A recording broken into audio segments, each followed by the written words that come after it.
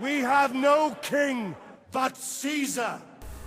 Shalom and shalom, peace and blessings to you, Israel. First off and foremost, all praises to the Most Higher, Ashar Haya, Bahashem, Yashiyah, Wukudash Rawat, which is all praises to the I Am that I Am, Exodus 3 and 14, through the name of the Savior, the Messiah, Yasha, Matthew 21 and 9, through the name of the Holy Spirit, Kakamawa, which is wisdom, that's Proverbs 8. Talking to y'all this one, man. I'm gonna let you know right now, don't have no room for no trolls, don't have no room for no debating. This isn't that type of show. You understand what I'm saying? We about to get we about to get right into it. You know, I ain't gonna waste too much time. This one's about cooning, man. Coonology 101. Give y'all a quick background on it and what it's all about. Cooning, because some people would say, oh well, all there's people in every race that identify with another race. Why do y'all call it cooning? Why do y'all get on cooning? And the reason is this. The reason is because cooning is a whole different ball game from what people of other nations may do. I use an example since we cooning, we're talking about white supremacy. Especially on this one, we're talking about blacks, but it's not just blacks, okay? It's not just blacks. It's, I mean, the Asians do it. Basically, I mean, they're whitening their skin. All you have to do is look at the number of skin whiteners and how many places adhere to that tradition and custom of whitening their skin, and when did it start, okay? And it's usually sometime after colonization or something of that nature. But moving forward, when you're dealing with coonism, you dig? Because what happens is you got a case of somebody that has the Stockholm syndrome, and not only that, but they're willing to crush their own race under their feet in order to be accepted by the oppressor, which is white supremacy. Because white supremacy even oppresses those white individuals, so-called white, which we know they're not white. You understand? Idumeans. We understand that they will also forsake their own if they stand up against that system of white supremacy. I'll give you examples. If you look at, because people, you know, with the slave trade and the slave and the runaway slaves, yes, there were a small number of whites that were documented that helped. You know what I'm saying? They helped the slaves get a place to hide. But don't get me wrong, though. This wasn't a large number. This wasn't a large number. I can go more into it, even with the Nigger Marriage Act. When the white women were marrying black men, they were willing to sacrifice everything in order to for that to happen. And the white men was just the white men that were white supremacists were so disgusted with that. That's where the Nigger Marriage Act came, dealing with, you know, systems like that were put in place in America. But skipping forward, when you dealing with this coonism, though, they act as if they adhere to that system of white supremacy in a subjective role, you know what I'm saying, then they'll be accepted. You know, they feel like what Malcolm X was saying, which I'm going to play that speech in a second here, with the house slave and the field slave. See, the house slave was the coon in that situation. Now, coon doesn't have nothing to do with the shade of somebody's skin.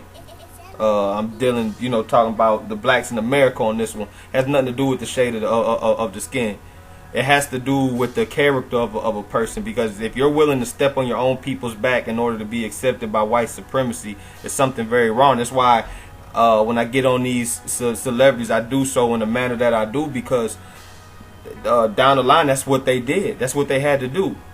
And I mean, like, I've even shown people where artists that I've liked, even shown where it was artists that I liked and I was into that. And again, these artists ain't stupid. You know what I'm saying? I don't want to paint that picture either, because people act like because they're acting in this manner that they're doing something that's you know, that they're idiots. No, they're not idiots. These are usually the smart ones. That's why in that speech the guy goes, if we leave a smart one in the ghetto, they might turn into a leader against us. Why would we turn to a leader against you? Because what you're doing is wicked. Like, if you're in support of white supremacy, like I was telling the guy on my post earlier today, if you're in support of it, because he didn't even know what it was, and I'm telling him the way you're coming on here, you're in support of it. Because a lot of white people don't even realize white Jesus is white supremacy. I brought that out before. Many brothers and sisters have. That's white supremacy. Why? Because they lied about the color of a man that was written by his forefathers and his brethren. And they lied on his color. And why did they do it? In order to have other nations be in subjection to them. White supremacy wants you in subjection. You understand what I'm saying? When you reject it, because it's riding on the back, like I've been saying, it's riding on the back of Satanism. You know what I'm saying? It's riding on the back of Satanism. And this is what I'm saying. You never really hear these top prominent people speak out against organizations like the KKK and the neo-Nazis and a lot of these people that are speaking out against Israel. Because I will say that there's more. I've been seeing more Gentiles speak out against the fake Israelis, not the real Israel so much, but I'm talking about the fake Israelis, the so-called Jewish. They've been speaking out not because of who they claim they are, so much as is lies, man. It's lies and it's wickedness. Like, if you look at the war crimes, they are committing war crimes. Then they want to point at Hitler, but Hitler was Jewish. And this brings me back to my point of blacks. You know, when we were in Africa, and this is why I try to talk to my so-called Kemet, Moore brothers, all these brothers that pro-African RBG brothers. This is really a message for y'all that think that Hebrews have somehow, because we read the Bible, that we're adhering to something that the white man gave us. First of all, slaves couldn't read. That was number one. And if they were caught reading the Bible, they were killed. If they were caught reading anything else, they might get some lashes or get tied up and whipped. But if they got caught reading the Bible, they would literally be killed, murdered, hung from a tree. I don't know if y'all read. Y'all need to go back and watch that Nat Turner movie and read up on his life. Marcus Garvey. We have so many black people that stood up because they actually read it, man.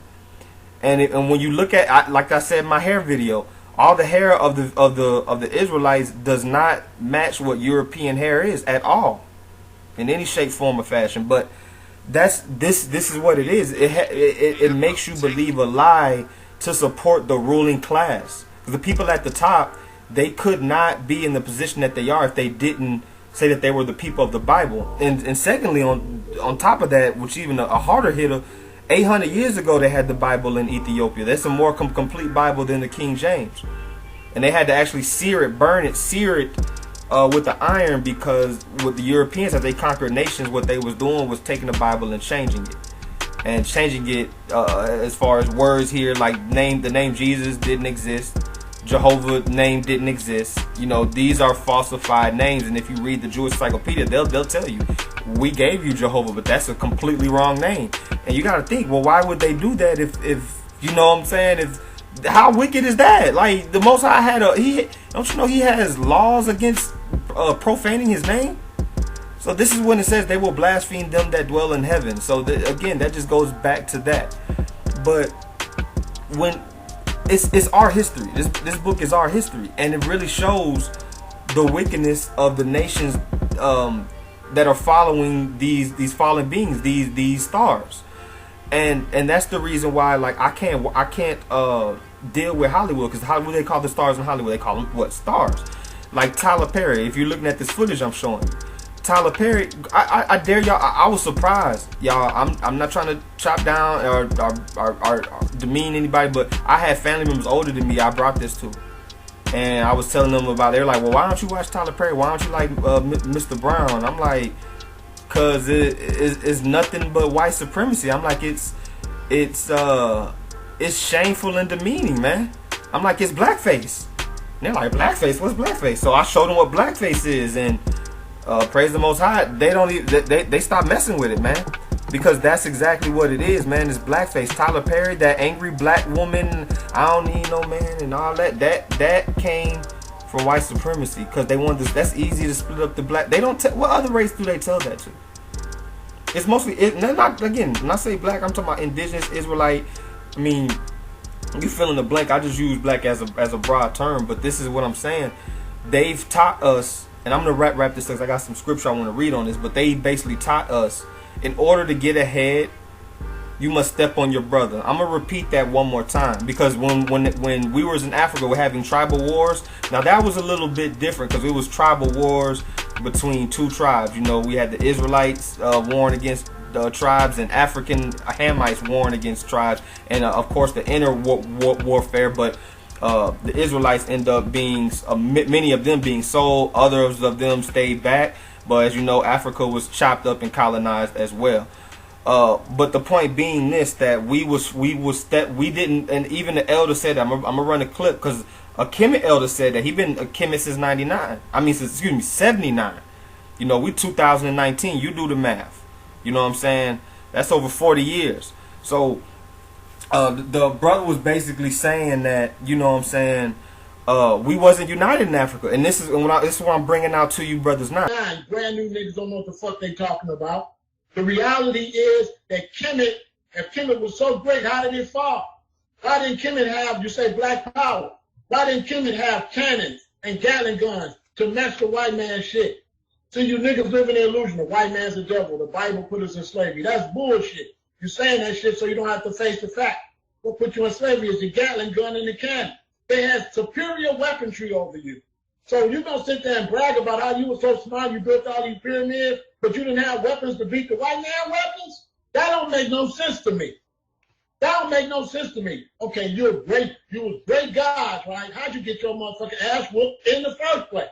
Later, the white man's the devil. How did he beat you, though?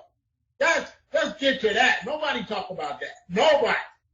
How did he beat you? Henry Clark don't tell you how he beat you. Dr. Ben don't tell you how he beat you. Nobody tells you how did he beat you, though. How did he beat us?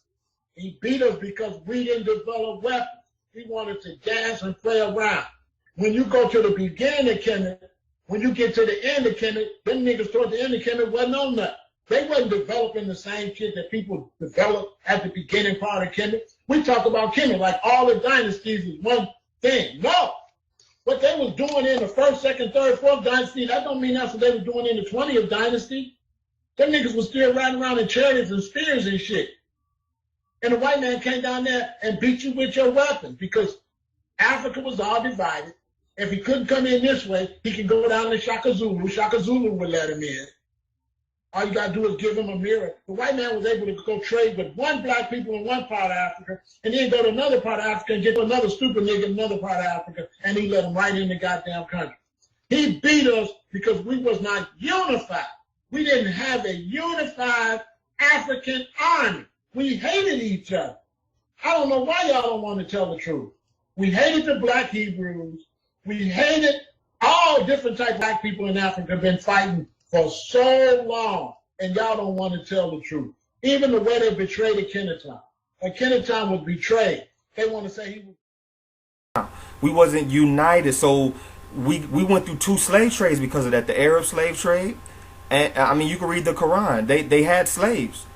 You know what I'm saying? I've had people in the Middle East, Muslims, on my post, on my page, talking about, yeah, we did that.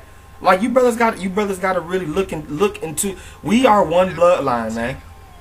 We are one bloodline. We aren't 7 religions. We aren't we are one bloodline that was given the supreme law of the universe by the king of the universe. Until we come back to that, it don't matter how much philosophy we can all hold hands. We got a brother eating pork. We got a brother committing adultery, man. We ain't gonna never be right. How we gonna live in a village with a pedophile, man?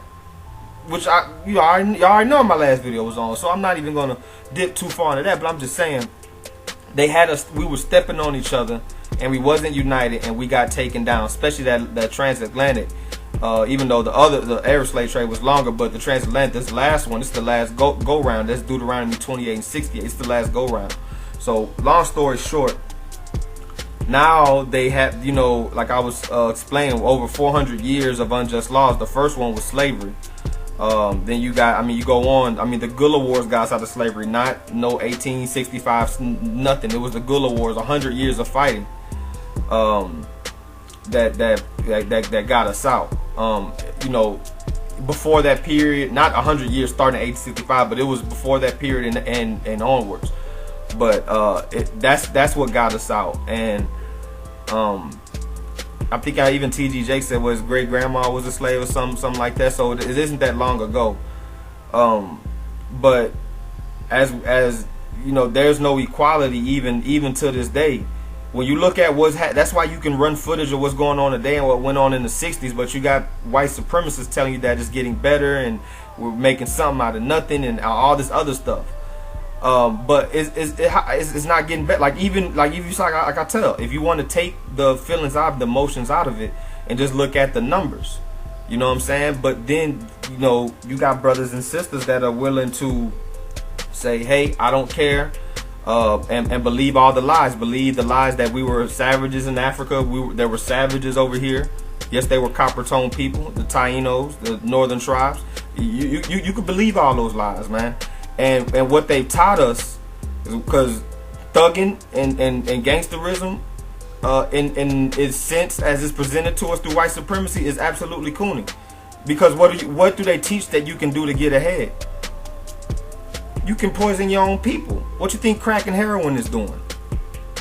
You know what I'm saying? I mean, Pac on his own song, you know, feel good, put money in your mailbox, even though I sell rocks. But the verse before, he was like, even though you was a crack fiend mama, you was a black queen mama. So if your mama was sold that and it messed up your childhood, you turn around and then you promote that. Even though we know he didn't, but you spitting that on a record, man. You know what I'm saying? And this is what it is. We're taught to step on your own in order to get ahead, man. And what do we say? Oh, well, they gonna get it from somebody, right? But what's the results of that? Have you ever talked to anybody that had their family stripped apart by that? Have you lived through that? So it's more than money, man. It's more than money. That's why they said the love of money. And we look at that stuff as it's a normal thing. I mean, look at the dude Jeezy, man. His whole campaign was trap or die, y'all. That was his whole spiel. But he sent his son to college, man. He not telling his son to get in the trap. And this is what I'm saying. Like, we have to. I hate that my people have to spend years in the Fed, in the pen, or away from their families, or hurting, or what have you, or because of the fact that, you know, they thought that was an okay life because it's presented to us as the norm. And then and I praise the Most High that a lot of our people come up out of that. But I'm gonna need y'all to really look into the information I'm giving here, man, because this is what it's about. You know what I'm saying? We gotta understand that this whole system around us is way more wicked than I think anybody could really expose. I think that's why I really believe the Most High gonna really have to come and cause destruction. That's why he's stirring up the Medes, man. You know, the Iranians, he's stirring them up, man. They gonna deal with Mystery Babylon, which, yes, is America. Brought that out too earlier this week. Nobody wanted to touch it. But I'm gonna keep pressing that gas pedal, man, because this is what it is, man. It's going to fall, and it's going to try to continue through the NWO. We know Esau's the end of the world, so it's not gonna end with Mystery Babylon. I don't know what brothers are saying that, but if you're saying that or thinking that, it's not true. Because that's not the Mystery Babylon isn't the end of the world. It's gonna be the end of the world with Esau's the end of the world when they establish that one world leader. He gonna be around for a short time. And that's when whites are going to get treated just as bad as black. When they talk about giving the chip, and you seen what happened during the Boston bombing when they was going house door to door, and that, I mean, what do you think that's what it's going to be like when they start delivering that chip? Okay, when they start delivering it. I mean, it's the whole thing when Jay-Z was doing still nigga. You know what I'm saying? It's the whole thing. It's like we can't keep turning a blind eye to it. You know what I'm saying? We gotta accept it for what it is.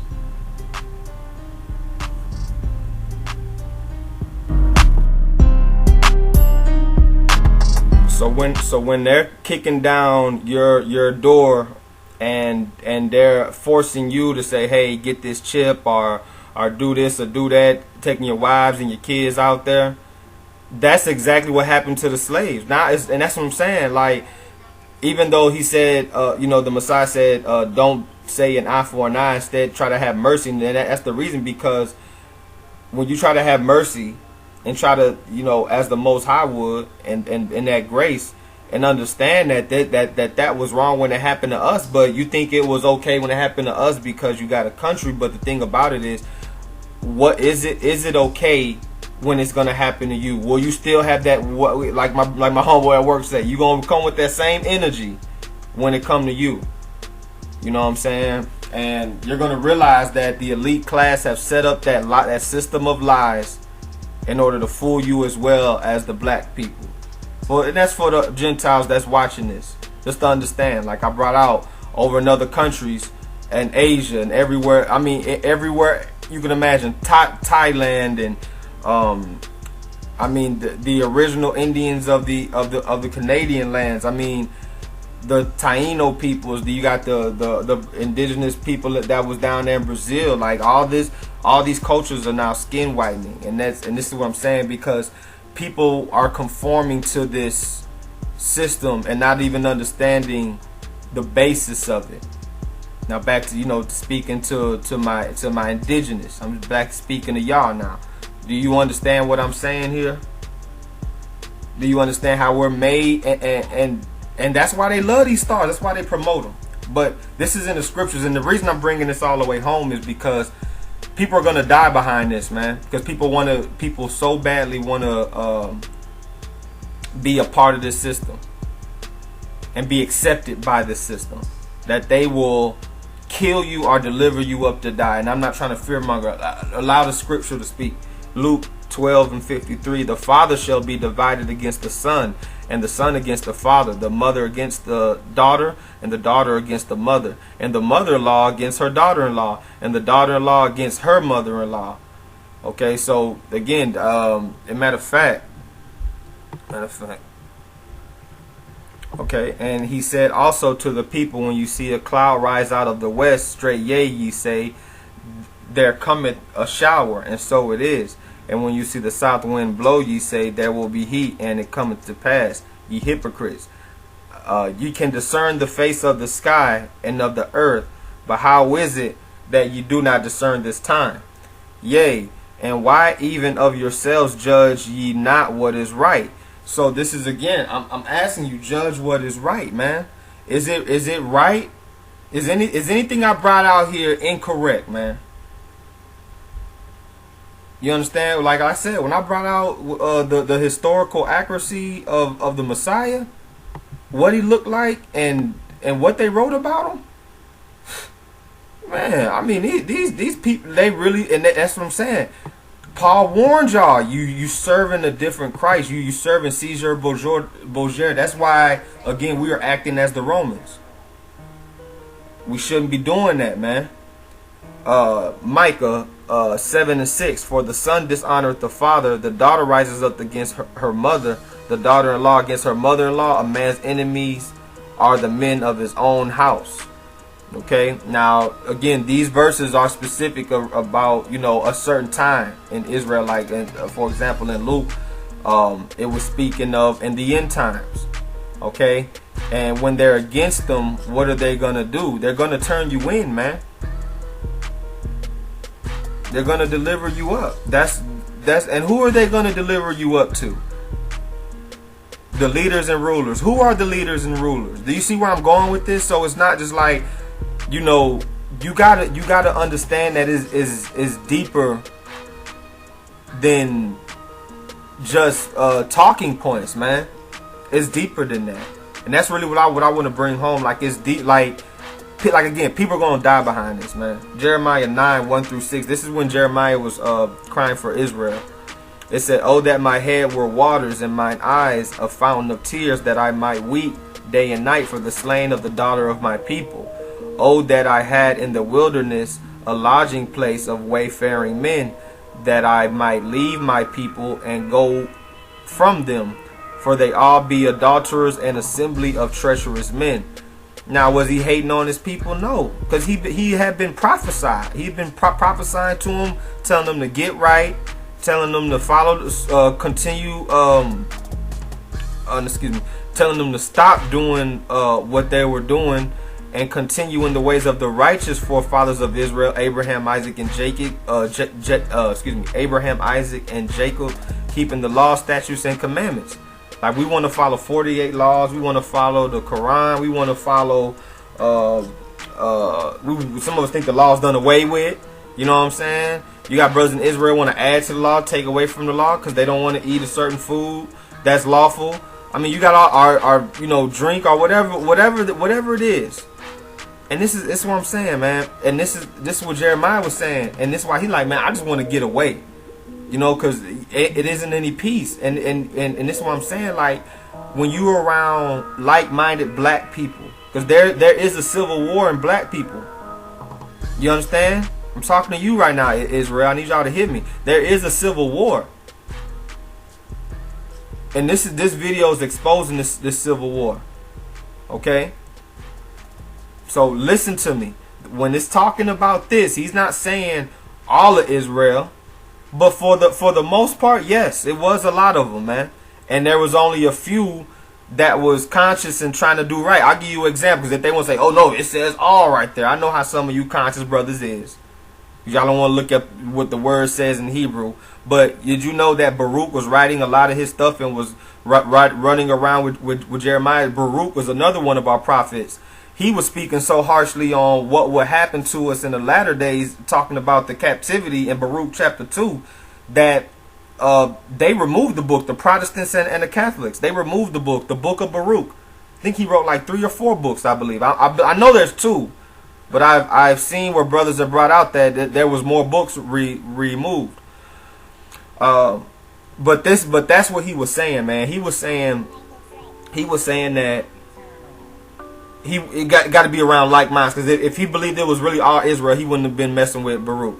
But it says here, and they bent their tongues like bows for lies, but they are not valiant for the truth upon the earth, for they proceed from evil to evil, and they know not me, saith the highest. So they proceed from evil to evil, from flipping bricks to flipping chicks, to doing that, to doing this, and then want to turn around and you know, like those things come with a consequence, man.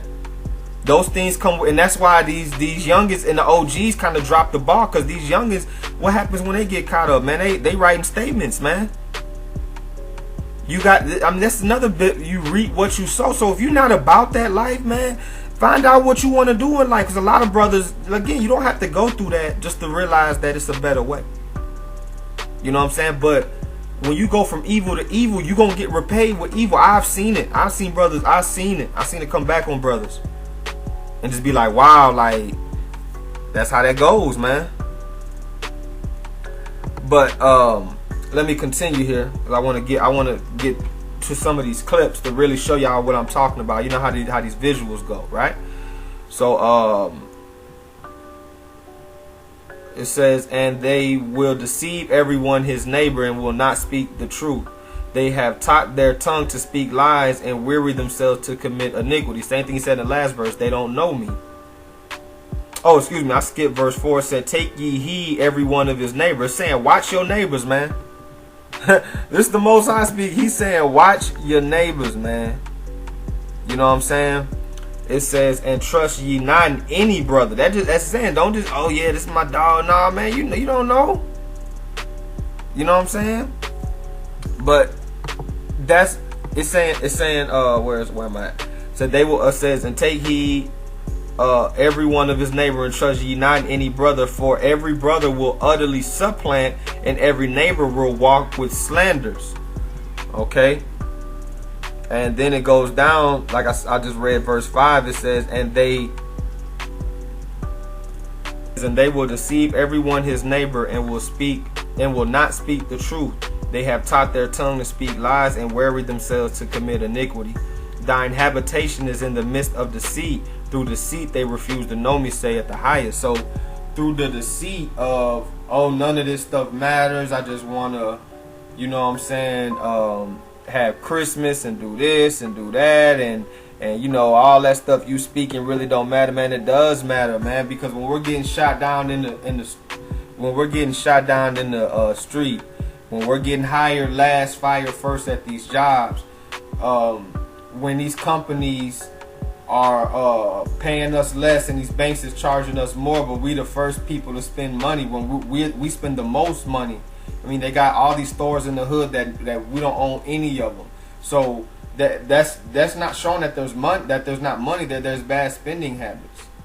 You know, again, not to say that, you know, it's all on the system's part, but we got to wake up to that though.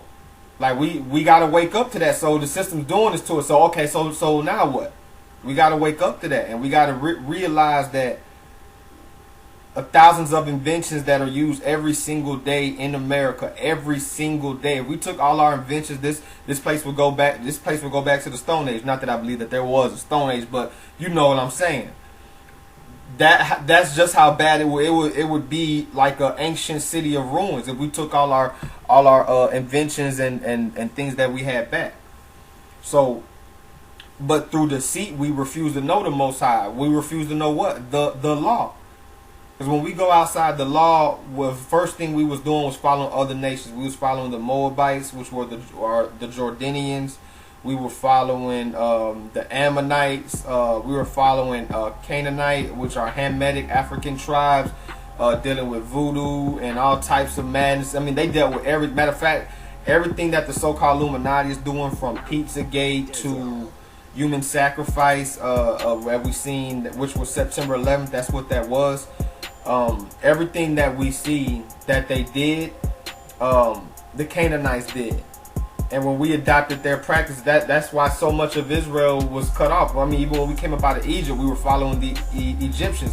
The back of the dollar bill, that's the same God that white supremacy is following. Like I said, just because you put a black face on it doesn't make it any better. But the white supremacists are following that same deity, which we know is Beelzebub. He goes by many names. He has many soldiers. So, and which are these stars that are leading all these religions. That's why all these religions, which I brought out when Kanye talked about slavery, like, do y'all realize every religion had slaves and tried to okay it, and they took our book and made it and twisted it and made it their own? You would be surprised, man. That's why, again, the white ruling class had to pose as us in order to rule the world, because the world knows how great of a people that we are, but we don't know who we are. We're not following the law. We don't think this stuff is important. We just you know, I hate to say this, man, but it feel like if another 400 years went by, I feel like we'd be 400 more Christmases, 400 more Easters. We would never stop and think, like, why are we doing it? Why we you know, wasn't we kings once upon a time? Because there has been Gentiles that made plenty videos. Their whole channels about this stuff. I just do a video here and there. You know, I'm always gonna bring out that with Israel. I don't care what it is, because, you know, that's important. That's an important part of the puzzle. Because if the leaders don't wake up, what's gonna happen? Man, this supreme law was given to one people. This is Romans 1 and 3. This ain't just Old Testament, man. So Matthew 10:21 through 23.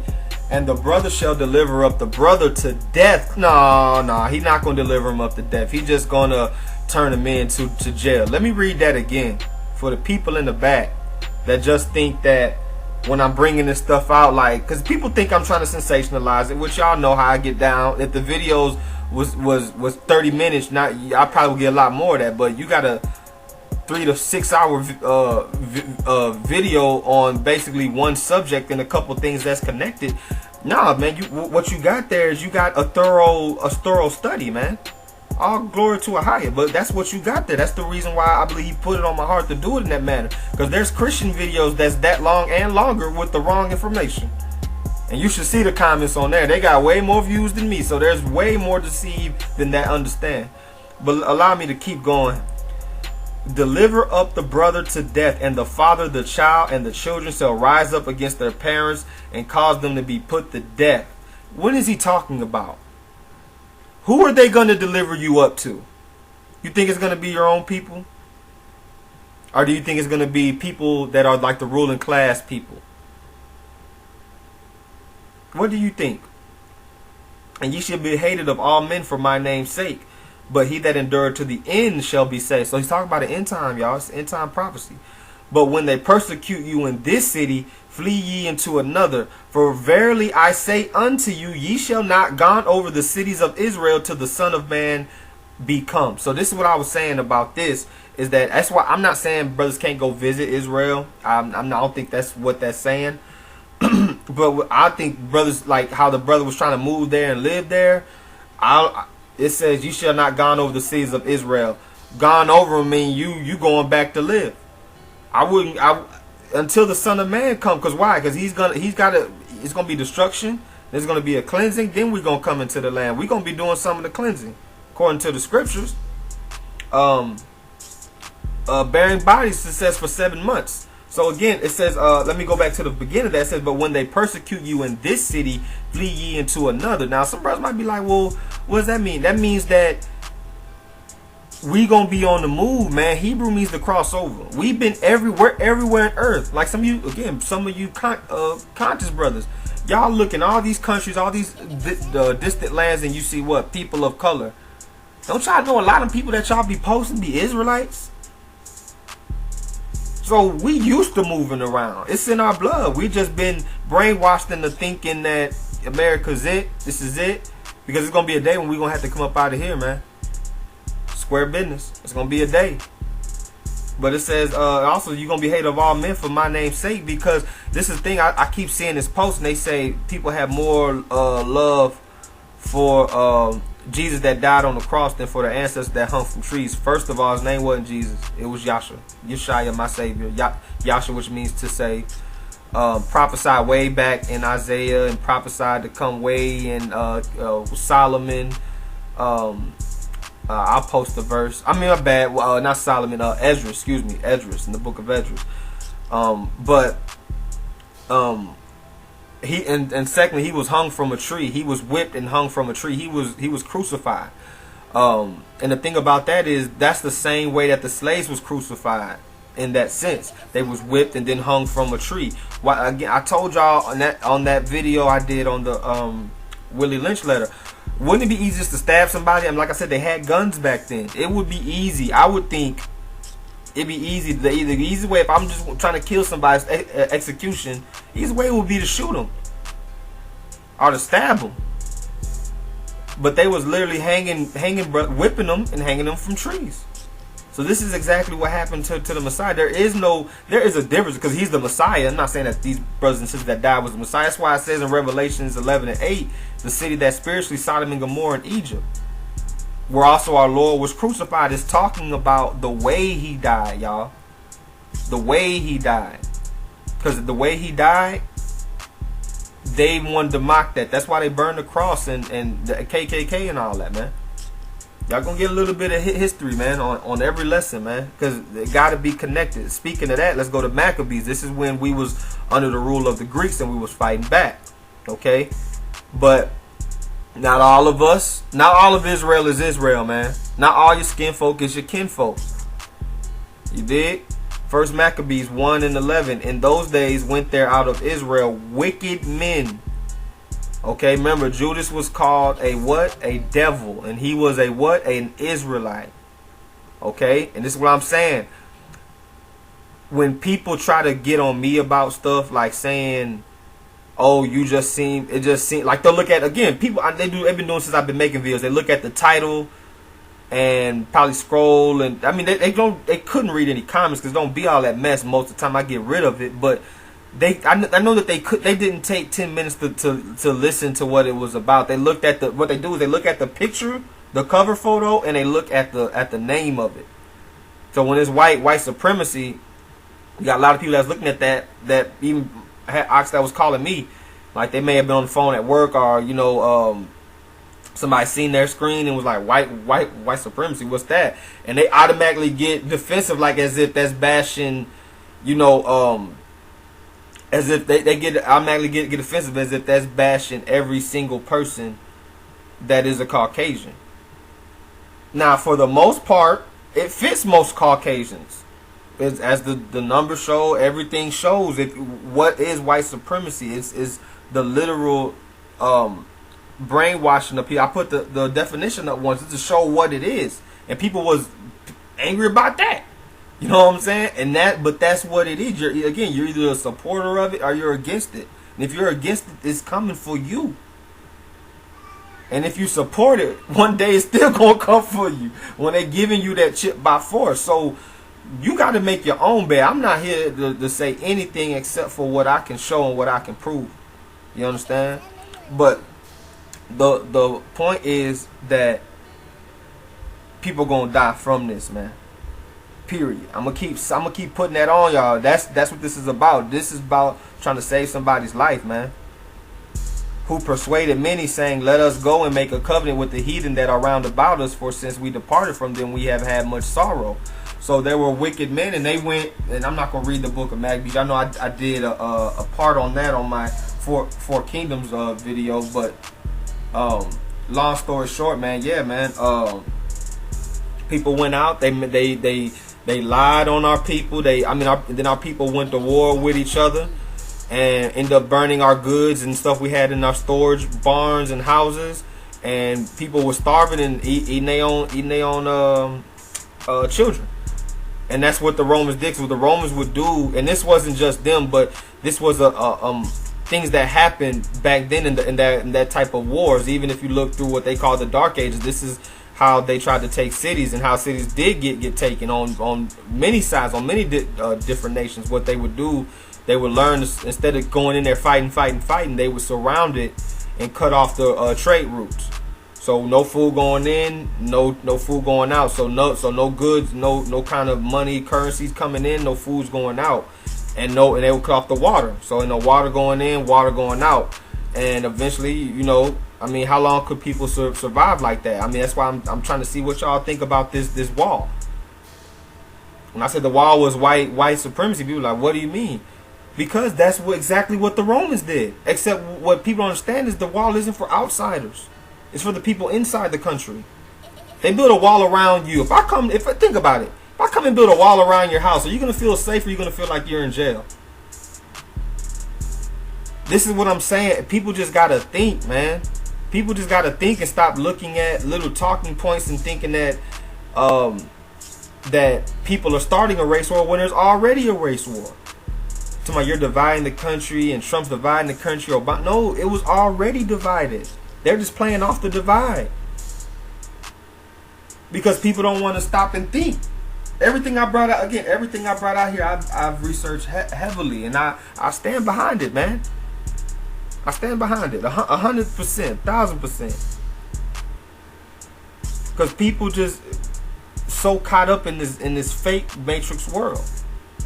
Ecclesiastes 1:9, the thing that has been, it is that which shall be, and that which is done is that which shall be done, and there is no new thing under the sun. So there you have it. There's no new thing. Just like they did it in Maccabees, which was before the time of the Messiah. They did it during the time of the Messiah. People, again, he told our people to flee into Africa, that's where we went. That's where he went to go hide in Matthew 2:13. So this is what's going to happen going forward. We're going to go into the wilderness a second time. How do we go into the wilderness a second time? It's going to be a second Exodus, man.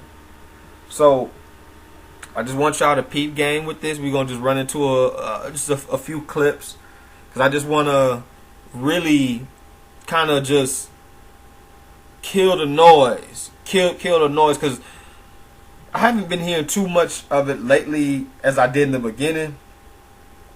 But I've been bringing this out, and people got to understand that death is coming behind white supremacy, man. To anybody that supports it, the progenitors of it, they got a deep underground military base to go hide in. Talking about the real ones. I'm not talking about the little mayors and city. They're just trying to get a piece of the pie. But you Negroes and you mammies and you coons and you Sambos, yeah, y'all is done. Y'all is done. When this thing comes down, y'all gonna be the first ones. When you sell out your brother, guess who they gonna grab out as well? They gonna grab you, because you've been selling out for butter biscuits.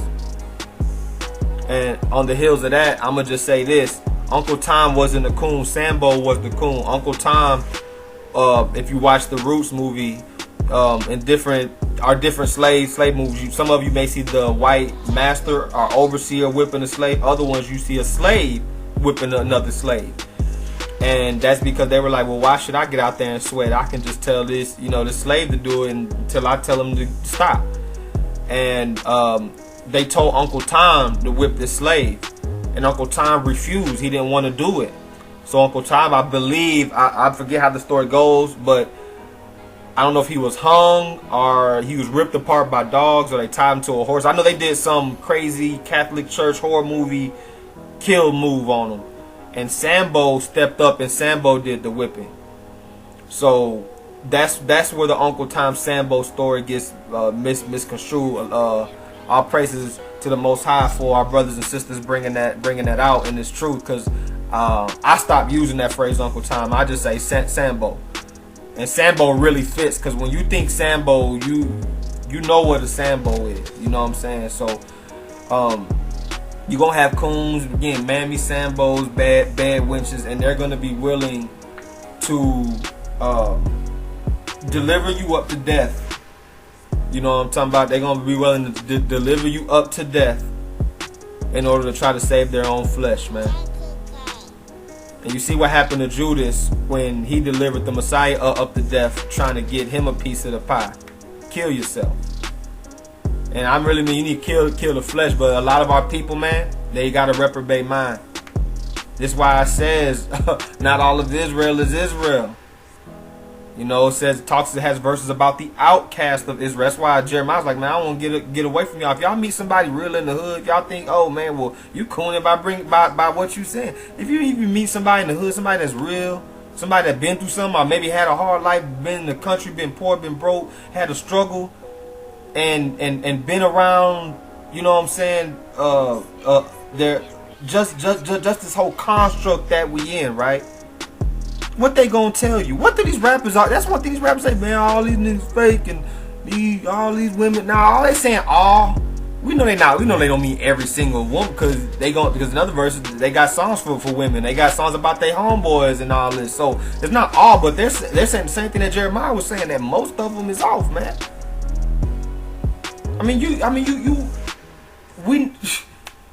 A man that's friendly, that's super friendly, allowing every man that, like it says, any man in his house, man, that's not a wise man. Don't care if you your own people or not, man. How many times somebody try to get over on you and say we supposed to be brothers? Come on, man. Like, we gotta take off the rose-colored glass. I love my people like them. Anybody that knows me knows that. But we all ain't gonna make it, man. 2/3 gotta go. So with that being said, you know what I'm saying? Mentally, spiritually, prayerfully, prepare for the wilderness, y'all. Cause it looks like they turning up, man. And they're very organized. These other nations, they're very organized. Israel, we gotta get organized, man. And again, talking about my indigenous, man. It's time to get organized. Return to the Most High. This law gonna be the only thing that's gonna save you, man. And I'm not saying only the law, as in you don't need the Messiah, but the Messiah said to keep the commandments. The commandments is the law. He said he that makes it into the gates is going to be one that's keeping the commandments. That's Revelation 22:14.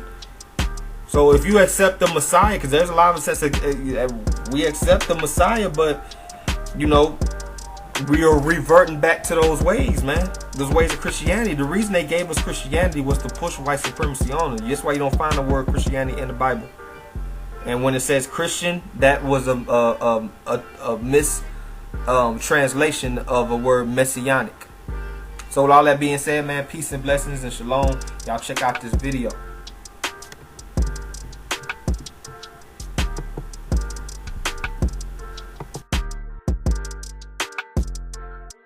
I constantly get condemned for this, just about on a daily basis. But this is truly my soul and my heart. Yes, ma'am. I truly feel that the U.S. government should be overthrown. One. And the next thing is that I truly feel and believe that a large percentage of our people will have to be eliminated along with that process. Because many of them are beyond repair. I'm sorry if that offends, but that's my feeling. Yes, ma'am. Thank you.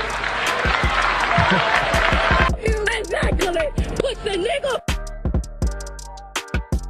Project Runway host Heidi Klum says she saves all kinds of keepsakes from her children with her ex-husband's seal, even their son's hair. In a recent interview, Heidi said, quote, "They have big afros, and when I shave them all down, I keep all the hair and put it in a Ziploc bag. I keep everything." What unusual things do we all save? Okay, I'm sorry, but why would you save afro hair? I mean, you can't weave in afro hair. You don't never see us at the hair place going, "Look here, what I need is I need this curly nappy beard." that just seems nasty. That just seems nasty.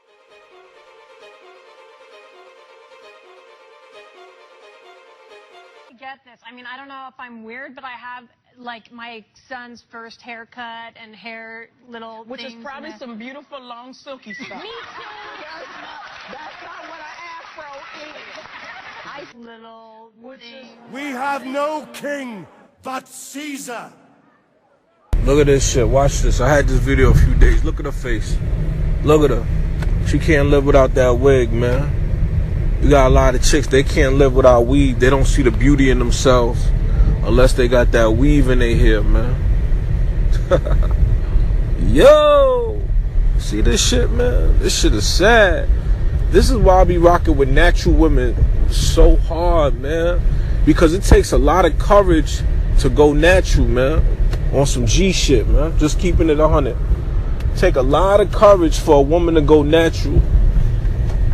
And change her mindset. I don't care if it's with locks, if it's with the afro. Take a lot of courage, man.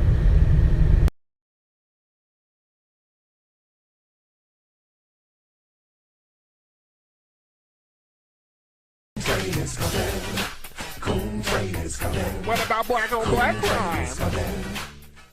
What you see from day to day in your life. Skip, they wouldn't want to ask me that. They wouldn't want my answer to represent it because God knows I have been nothing but blessed. My whole path, these 33 years have been nothing but a blessing. I have never, never is a strong word, never dealt with racism, and I'm glad I didn't have to. And I don't know if it's because of my blessings. I don't know if it's, but it is my reality. So I would have to say, not only did I thought it was over, I still believe it's over, but obviously it isn't. So you've never experienced any offensive behavior from any other color or? No, sir. Wow.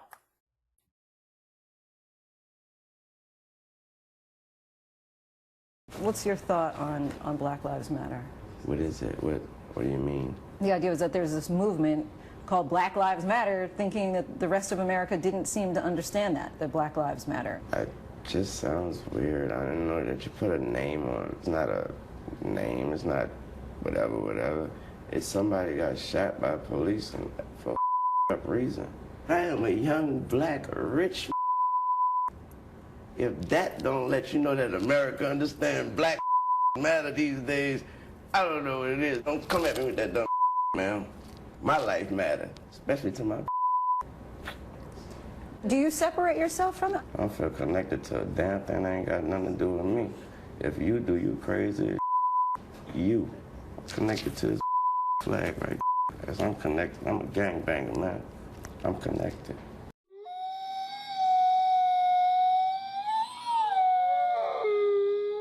And it's easy to do, and it's easy to look like you're for something significant. It's a fad, man. That's all I can say. Again, I said it last week, and I'm gonna say it again. The whole police brutality thing, it's a hot take. And everybody loves a hot take because it's good for clicks, it's good for retweets, it's good for likes, it's good for your popularity and relevancy. He's created a movement around, a fad around Colin Kaepernick. It's no different. You remember the dab last year? Right. That's all this is. This is the new version of the dab. A movement is a group working together. And if people start buying merchandise, I mean, there's a lot of different ways for a movement to begin. If they start buying merchandise, I mean, nobody's buying this jersey because of his quarterback rating. Okay. I agree, but I'll just say this. But Martin Luther King jerseys weren't selling off the hook in the 60s. It wasn't about selling product. Well, no, but this isn't the 60s. I would say this. Kaepernick is getting people who, A, don't necessarily buy jerseys to buy jerseys, and they're not buying it for his completion rate. They are buying it for his words. They're buying it for the way he makes them feel. They're buying it But isn't that a movement? No, that's a feeling. No, there's no substance to it. I mean, I'm just going to get down to brass tacks and bare bones. 500 people have been killed in Chicago already. 500 people. No one's talking about that. They're talking about something that's damn near like getting struck by lightning. Getting killed by a cop is very hard. And if you don't run from them, it's damn near impossible. No one wants to deal with that reality. So, yes, he's created a nice little fad. The kids can hop on and everybody can wear the jersey. And look how unprejudiced and how concerned I am. It's a nice little feeling that will pass at some point. Well, when the games start, perhaps. Perhaps. But this to me is about Colin Kaepernick. This is about his brand. And I'm not saying his intentions were to build his brand. But that's what has happened here, the building of Colin Kaepernick's brand as a backup quarterback. He has started that movement. Congratulations to him. Problem in America. If you look at all the political upheaval we have going on in America and around the globe, there are problems. Colin Kaepernick is not addressing those problems. When he starts talking about police brutality, that is not our issue as African Americans, and I've said this time and time again. I lost a family member to what we believe is police brutality, but that's not the issue in the black community. Mass incarceration is the issue. The destruction of the black family and the family in America, that's the issue. Corporate greed and materialism and hedonism and the destruction of unions and the working class, that's the issue. If he wants to stand on those issues, I'm right there with him. But if you want to fall for this Twitter stuff of police brutality, which the government doesn't promote in any way, it costs them money every time, this is not what they want. You know, so I'm for... You can think about what you want to think about the flag, but it's the people who stood for that in this country, right? We're not standing here. We're not having this conversation if people didn't go die for this country, right? If you fight for nothing else, the only thing that unites us as a country right now is that.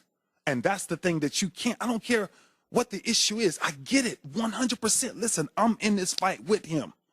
But what he's trying to do and the stage he's doing it is absolutely not the stage to do it on.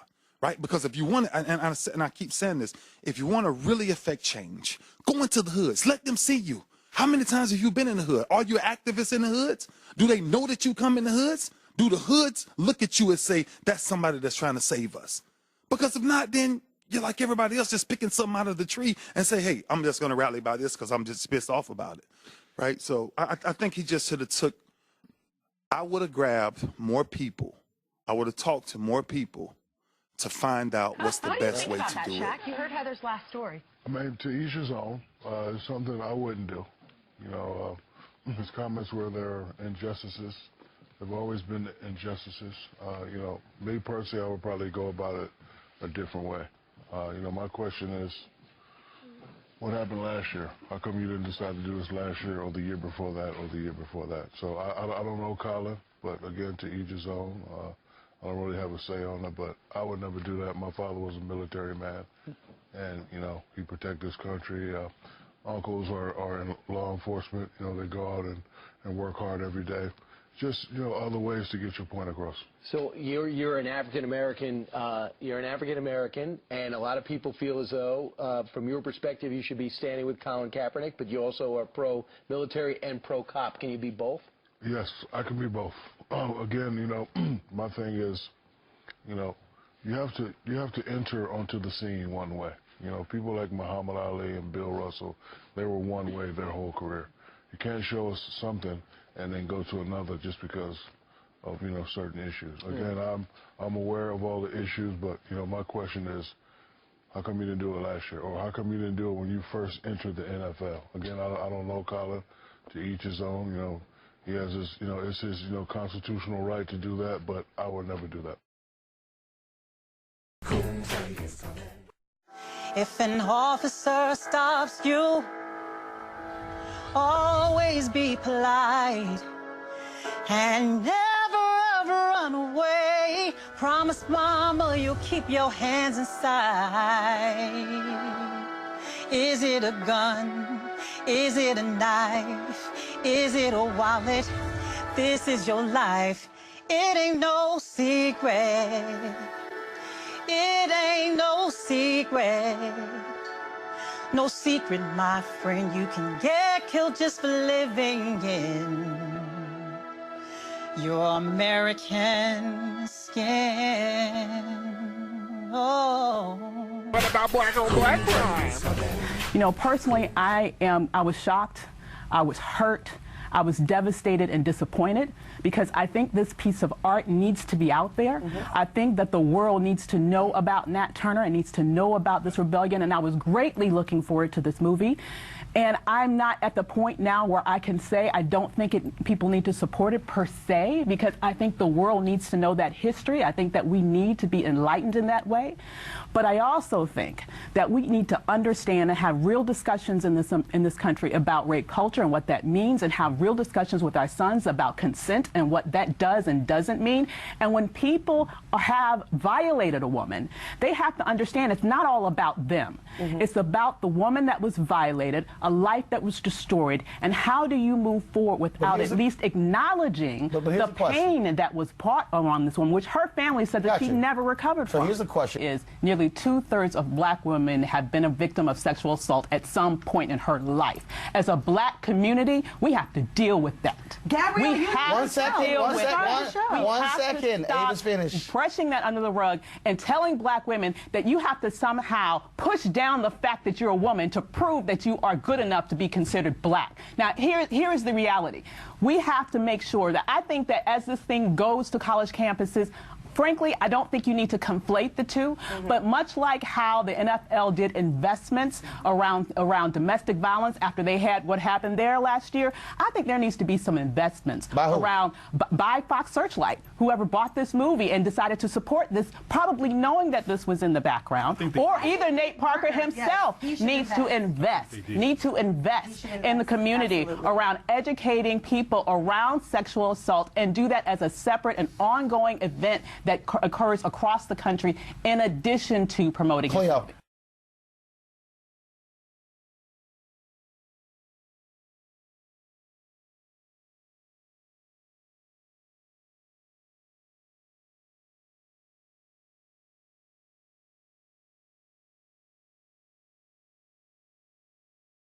They just don't feel the empathy, that they don't feel that you have any remorse. And who are we talking about? What we're talking about is what happened in 1999 with the woman who is now deceased, who took her own life. And her family and others feel that, in seeing your remarks since it's resurfaced, that, do you have any remorse? Apologize at all for what happened? Look, we you know, I was on 60 Minutes last night. We talked about it, you know, 3 days out. I think the important thing is that, you know, this isn't about me. You know, the story of Nat Turner as an American people, to know the story about a man who was erased from history, that's, you know, at some point, you know, I think that that's where our focus should be, especially now. I mean, so many things are happening in America, especially the last 72 hours. You know, so the hope is that, you know, if people care about, you know, America, the story of America, the real story of America that's been so shifted and pushed aside with, you know, revisionist history, then I think that, you know, this is a film that they should see. I really do. Well, There are a lot of people who want to hear from you to be able to say, okay, are they going to see it or not? It can't really be, I'm sorry, it can't just be dismissed, what happened. You have to be addressed, and then to be able absolutely. You have a daughter in college. This is a conversation that's going on. It's a conversation. What do you tell her? What do you know, anything I say to my daughter, you know, in love, is in private. She knows how I feel about her.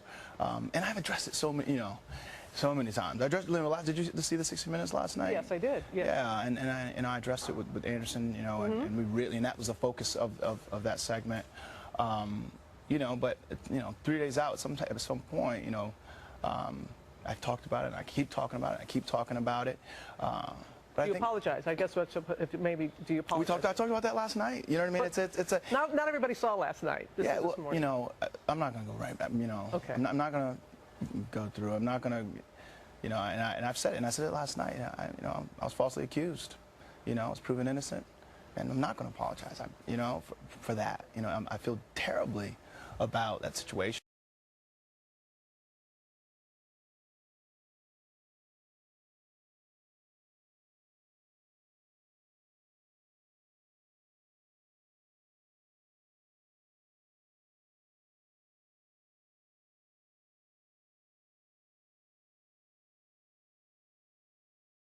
We have no king but Caesar.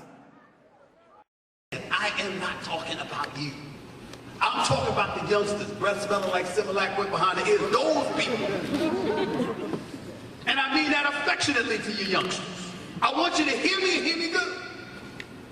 Because I'm going to pause. And I'm going to alarm you with what I'm about to say. But I want you to listen. Racism doesn't exist. Obviously, I'm lying. Of course it does exist. Not for you. See, you don't have to go to the back of the bus. You're not denied the opportunity to eat at restaurants, or to enter nightclubs, or to patronize businesses. You have the right to vote. You're not being lynched. You're not being hung. You're not going through the trials and tribulations your ancestors, recent and far beyond recent, endured so you can sit here today. You're older. You know I'm not talking about you. But youngsters, nobody's trying to hear that. You need to understand that white folks got problems too. Some of them can't pay their bills. Some of them are struggling. Some of them are being denied opportunities. And you need to understand that, because when people are going through their own problems, they are not going to lament what your trials and tribulations are. Because the mentality is that the obstacles that once existed are no longer those obstacles. The fact that there's a proverbial glass ceiling, and there's favoritism and nepotism and all of these other isms that are taking place, that applies to them too in their world. So if they're going through that, how could they possibly be sensitive to your trials and tribulations? It doesn't mean that you don't go through it from time to time. It doesn't mean that you don't have those experiences. It means that we will not allow you to use it as an excuse. Those things. And there is another candidate whose defining principle, the central theme of his candidacy, is opposition to all that we've done.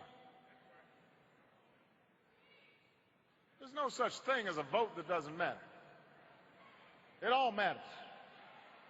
And after we have achieved historic turnout in 2008 and 2012, especially in the African American community, I will consider it a personal insult, an insult to my legacy, if this community lets down its guard and fails to activate itself in this election. They are often the kinds of kids that are called super predators. No conscience, no empathy. We can talk about why they ended up that way, but first we have to bring them to heel. You called out President Clinton for defending Secretary Clinton's use of the term super predator back in the 90s when she supported the crime bill.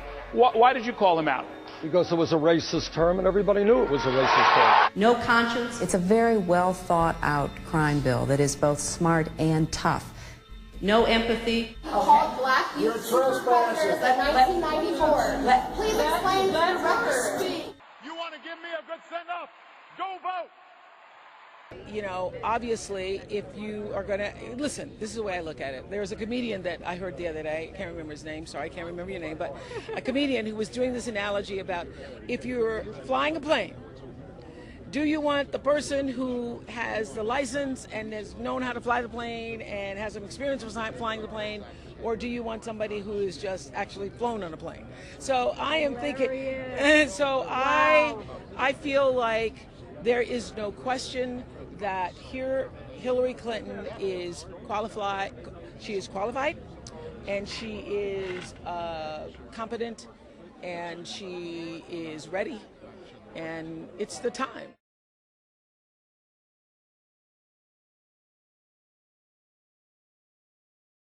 This other guy, I don't have any ill will towards him, but his conversation is divisive, and that's not an evolved soul to me. So he cannot be my president.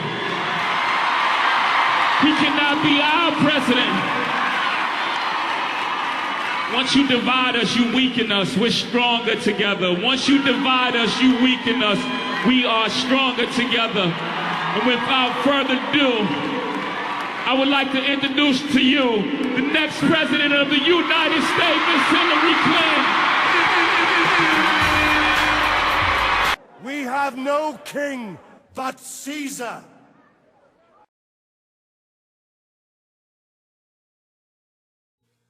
There was something with Designer. And Designer, he's this dude, he's from New York. For those who don't know, he has the song Panda. Hot song, very good song. Has another song, Timmy Turner. And Designer, he sounds just like Future, the rapper Future.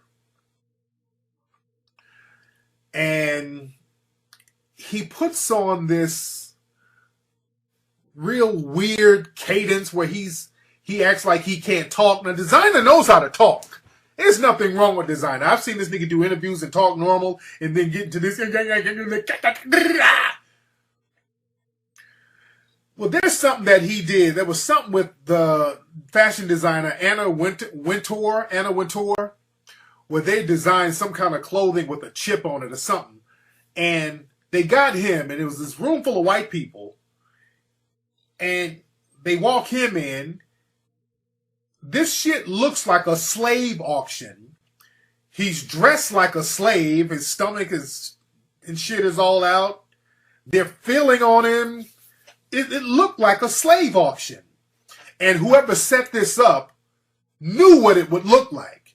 Some of the people representing this dude, shame on you. But look at this. I want to see. How are you? And you, Mom? Yeah.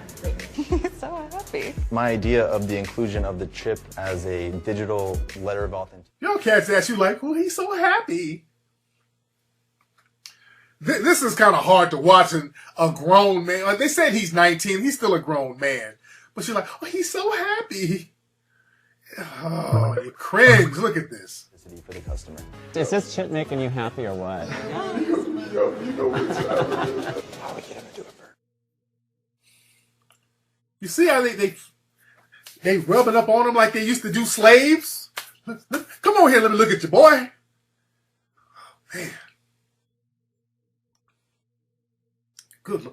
Get on your mark over there. Get on that slave block. Oh my God. Designer, who's your manager, dude?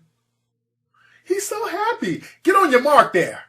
Come on here, let me fill you up and let me see if you got any lice, nigga. Let me put some turpentine on you. It's hard to watch. Is that your name? Chase your dreams. It's a movement. Chasing every last one of them catching them. We don't want a verse? We gonna do a verse? Yeah, do a verse. Timmy Turner, he been wishing for a burner. The kill everybody walking. You know that it's on the burning for bitch your BT. How the want you fucking no BT, wildin' for wallet. Kill everybody walking. You know that it's on the furnace. I was gonna turn. I go crazy. I want to spin out the outfit, but you did that a little bit. Acapella Timmy Turner. Good fucking grief. Good fucking grief, man. Tell me that shit don't look like something from 12 Years a Slave, man. Who manages this dude? Whoever manages him, shame on you, man.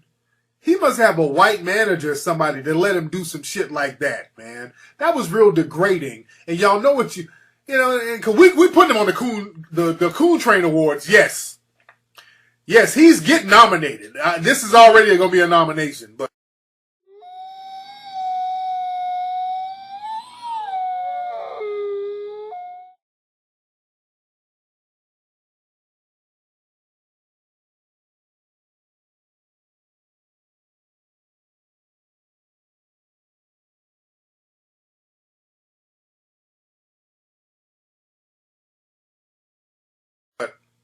That was worse than the Bobby Smurder.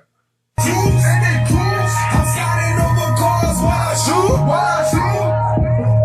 think that I'm some cruise. But bitch, your body with that toy. Got that run up for them, act a fool.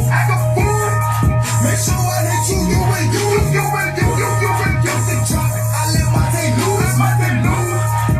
Let's make it from the school. And we still trapping like some brothers, like some bum bitch. I've been trapping now since elementary school. I didn't think he bowed.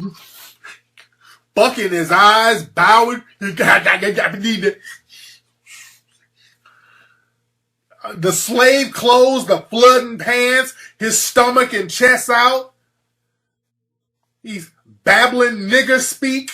Timmy Turner, he be wishing for a burner to kill everybody walking. You know that it's on the furnace for bitch your BT. How the bar she fucking no BT, wildin' for wallet, kill everybody walking. You know that it's on the furnace. I was gonna turn. I go crazy. I tweeted when I tweeted that, I'm like, this is the cooningest shit I've ever seen right there. That's just straight up slave cooning right there. They're laughing at him. No, that wasn't no skit. That was real. They bucking his eyes. They're laughing at him. They knew what that looked like. Them white supremacists that put that together knew. That's why they got him out of anybody. Why would you get him? They knew. That's why I don't like a lot of those fashion designers. A lot of them, they act all liberal. A lot of them are real low-key racists. Those fashion designer people. There's some real slick asses. They like to have niggas around for gutter sex. You know, they love having a trashy, like Nearly Fuller said, a tacky, trashy relationship. Every time we come around, they bring us around for some tacky shit. They bring us around. This nigga got up there in slave clothes, talking slave nigger speak, cutting a jig, singing a Negro spiritual. Oh God, I love this nigga. Where'd you find him? All this reminded me of the good old days. Oh, they love bringing you around, making you sing spirituals. Oh, they love a nigga singing some spirituals. Don't that remind you of that clip I used to play back in the day? Hold on. This is a scene from one of the old episodes of Roots. How they get money from how black colleges get their money. I wonder if you would favor us with one of those magnificent Negro spirituals.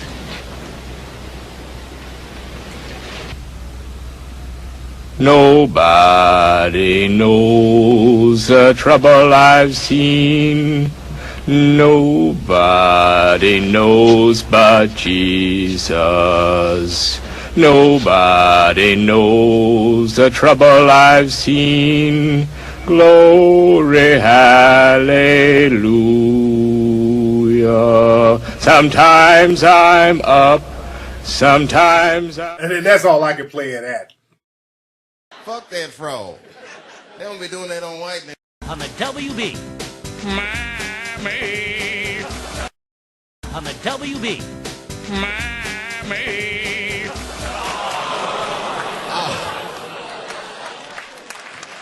Boy, I can't make fun of that fucking frog. Fuck that frog. They don't be doing that on white networks. As soon as a black network, and the number WB, I like chicken. It's the most racist shit ever. Welcome back, niggers. Further down the abyss. That's all I can play it at. But they all, when they come around us, it's like, won't you sing me one of them spirituals? It's always they want us to do some buck dancing nigga shit. And you a fool for doing it. Hey, designer, can you give us a verse? Meaning, can you give us some of your Negro spirituals since you already look like a slave nigger? Come on, just give it up. I wonder if you would favor us with one of those magnificent Negro spirituals. Timmy Turner, he was wishing for a burner to kill everybody walking. You know that it's on the furnace for bitch your BT. How he want you fucking no BT, wildin' for wildin', kill everybody walking. You know that it's on the furnace. I was gonna say, I go crazy. Turner, Turner, walking, he bucking his eyes, dabbing. Oh, this is the cooningest nigga on the planet. Oh, he's all the bucking the eyes and dabbing and singing.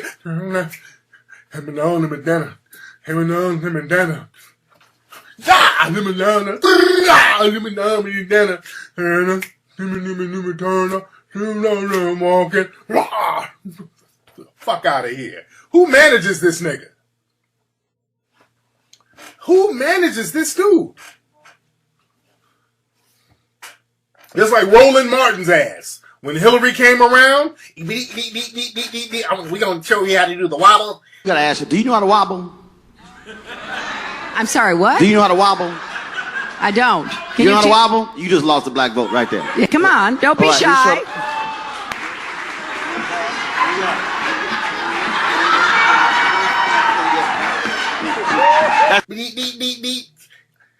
Can you show me? I can show you. I can show you. Fuck. Oh, we get to buck dancing. But at the same time, all lives do matter, and it's not just about.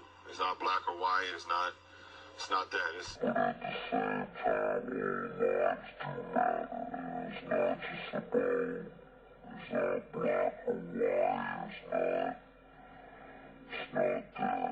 an inch, something so small be the difference in such a big commodity in our whole lifetime, and that's the thickness of our skin, 1/8 of an inch. And under that, we're all the same color. With gun violence and things of that nature, you got to respect the flag, and you got to stand up with your teammates. It's bigger than just you, in my opinion. I think you go.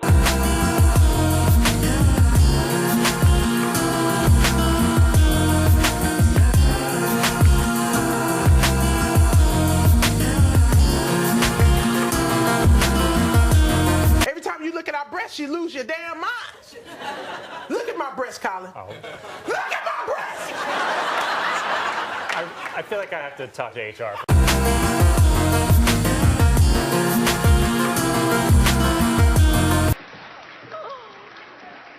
I cannot wait to help my people out. Happy Black History Month. Whoop, whoop. We got him, we got him, we got him. Touchdown. It's the same thing with race. You know, it's an excuse. Stop making excuses. It's ridiculous. And his speech was an epic fail. It was like when you have to go to a dinner with your parents, but you have a party to go to afterwards. The president's like clicking his heels together, his ruby red slippers. There's no place like home. There's no place like home.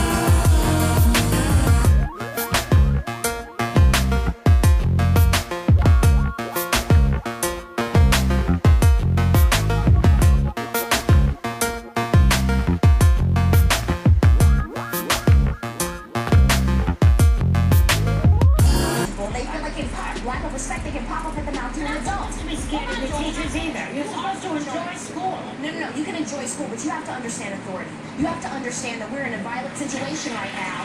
You need to. My mom always taught me, I was born this color, I'm going to have to deal with the things that are happening, and you come together and you work it out. But when I'm in a situation, I definitely don't want to cause worse things to happen to me. It sucks sometimes. I hear where you're coming from.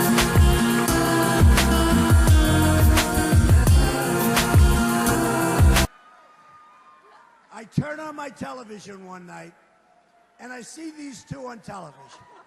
I say, they are the greatest. What is it? They became an internet sensation. I hope you've monetized it a little bit. You want to do a little routine? Come on, go ahead. Well, first of all, I'm glad that the media can see us and all. See them? There they go. There they go. I see them. I see them. I want everybody to know, yes, that we stand behind Donald J. Trump. Yes, we do, baby. Yes. Yes. We support Donald J. Trump. Yes. And we endorse Donald J. Trump. And this is going to be our next president of these United States. Yes. I think he really does. The first thing we got to get Colin to do is cut his hair. You know, I mean, listen, I'm not up here to try to be politically correct, but, you know, even if he puts cornrows in it, I don't think he should represent himself, you know, in that way in terms of, you know, just the hairstyle. Just go clean cut. You know, why not? You know, you're already dealing with a lot of controversy surrounding this issue. That's a fascinating thing to hear you say, Mike. That he needs to do is, you know, just try to be presentable. I mean, look, all the social media stuff that he's doing, look, we get it, we understand it. It's time for, you know, Collins to step up in a different way. And, you know, I think primarily the reason why he's not signed to a team right now is because of the last 2 seasons and not being as productive as everybody, you know. Let me just ask you a question, because I kind of chuckled when you said he had cut his hair, because I just thought you didn't like the hairstyle, but you're actually saying that it represents something. Yeah, I just think perception and image is everything. And listen, it's not the Colin Kaepernick that we've known, you know, since he entered the National Football League. And I'm just going off my personal experiences, but listen, I love the guy to death. Can I just say something real quickly, Brooke? And the last point to this, Keith, I didn't interrupt you, is that I'm surprised that all of a sudden we want the President of the United States to be our bishop, our priest, our pastor. If you go back to past presidents, Bill Clinton, Richard Nixon for many instances, or even if you go back to JFK, there have been huge examples of moral failure. So the President of the United States has never been someone that we look to be our moral leader. If you want a perfect person, if you want somebody who was beyond fault and repute, you can't elect Jesus Christ because he's the only one that was perfect. This is a political leader. I'm sorry to the other guests. I just have to say something about this. We have a president of the United States right now who started his political career by attacking the first African-American president with a racist birtherist attack, which he continued for 5 years. He started his political campaign by attacking Mexicans, and he started his ascendancy in the political campaign by attacking Muslims. He has a history of racism, and he's failed to repudiate this. This is unlike President Obama. I'm offended that you continue to go there, Paris, but the reality is that President Trump has not done enough, and I'm ashamed that you, as an African-American, Paris, will not say that. I'm not a racist, folks. I interviewed Minister Louis Farrakhan, so I'm not a racist because I interviewed Farrakhan. So, you know, I even got a black guy right here, folks, who can co-sign what I'm saying. Here's my black guy right here. What up, everybody? It's your boy, Crispy, everybody. How you doing, Crispy? What's going on with you? Well, first of all, Oinky, I want to thank you for those delicious butter biscuits you gave me earlier, everybody. Don't mention it. Now, I want to talk about all of these raggedy-ass niggas, everybody. People like Tariq Nasheed and all these old pro-black ISIS-supporting niggas, everybody, going around talking about white supremacy. Ain't no goddamn white supremacy, everybody. You just got a bunch of raggedy-ass niggas who ain't grateful for all these good white people out here, everybody. That's right, Crispy. And you know what? What about all the crime going on in Chicago, everybody? And last week alone, there was about 500 niggas that shot each other in Chicago, everybody. Where's all the protests for that, everybody? That's right, Crispy. Also, down in Texas, there was a bunch of raggedy black bitches that ran up in a Sally's Beauty Supply and stole all the goddamn hair weave bundles, everybody. Where your protests for that, everybody? Where's Al Sharpton for that, everybody? That's right, Crispy. And you know what? You know, Crispy said it. Crispy said it. I didn't say it, folks.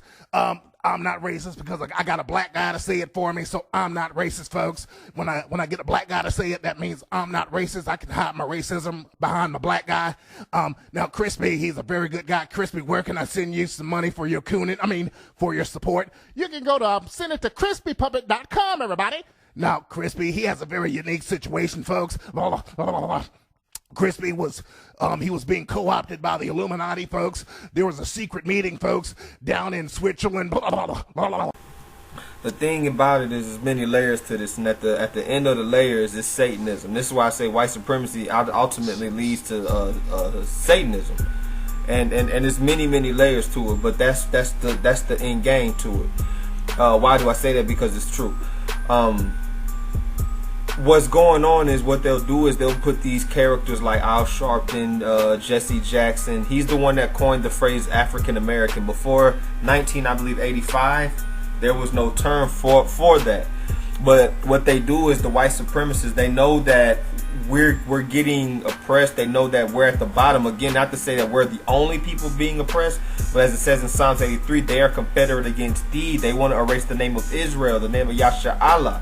So how are they doing that? Well, they give you new names: Johnson, Jim, Jimmy, Henderson, all these different names. So that's what they do, and then they make sure that, again, the numbers don't lie.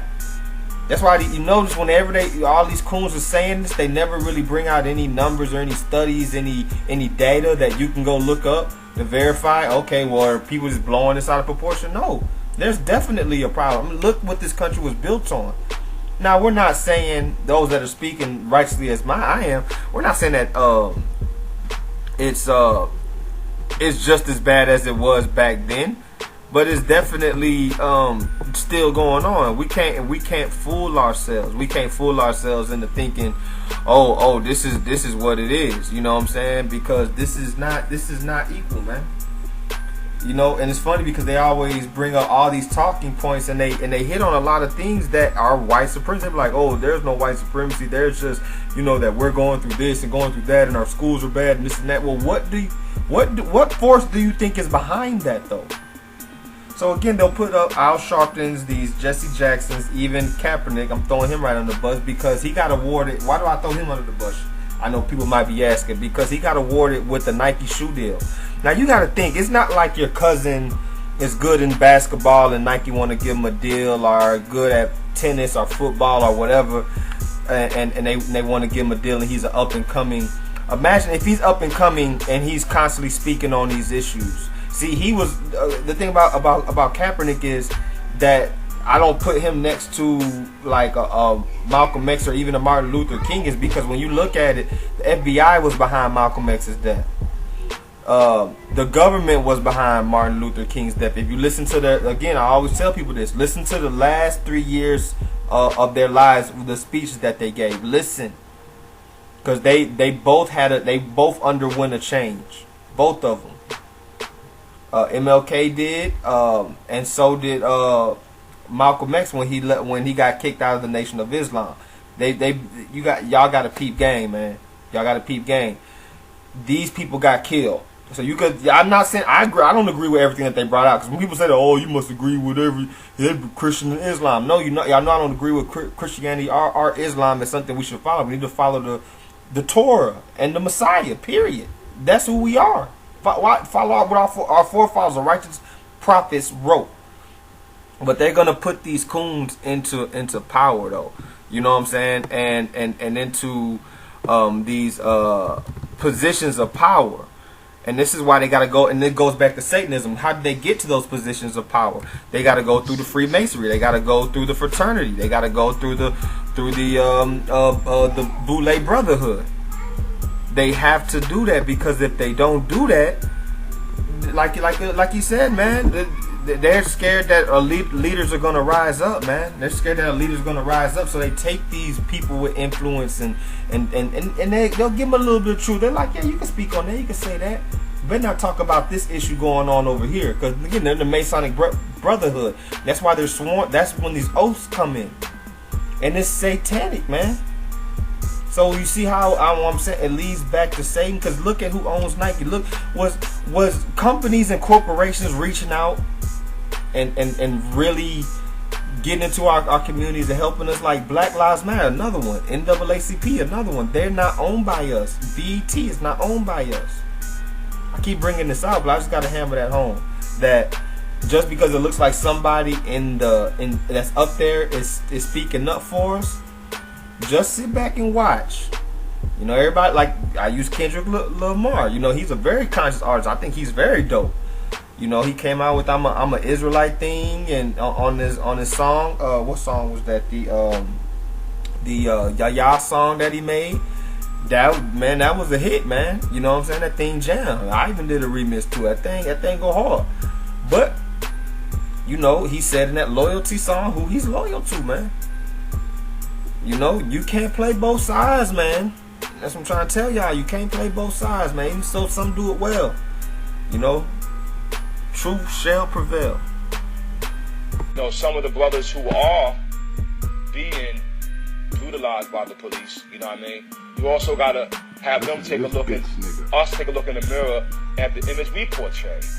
If you think if I'm a cop and every time I see a young black youth, whether I watch them on TV, movies, or just see them hanging out and they're not looking, you know, properly dressed, properly refined, you know, carrying themselves, conducting themselves the proper hours of the day, things that a man does.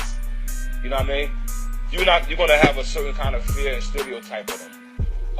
And that's, you know, I tell my sons, I'm like, yo, I say, if you're going somewhere, you don't have to wear a hoodie, and you know, we live in New York, so hoodies and all that is all good. But sometimes, button up your shirt, you know, clean up, look like a young man. You're not a little kid.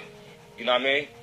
So I think that's another big issue we gotta pay attention to is the image that we portray that could invoke a fear to a white officer or to any officer. Pussy.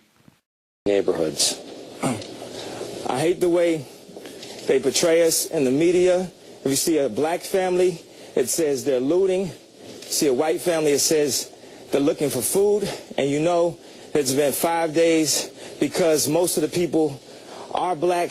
And even for me to complain about, I would be a hypocrite because I've tried to turn away from the TV because it's too hard to watch. I've even been shopping before even giving a donation. So now I'm calling my business manager right now to see what is the biggest amount I can give, and just to imagine if I was down there, and those are my people down there. So anybody out there that wants to do anything that we can help with the setup, the way America is set up to help the poor, the black people, the less well off as slow as possible. I mean, Red Cross is doing everything they can. We already realize a lot of the people that could help are at war right now, fighting another way, and they've given them permission to go down and shoot us.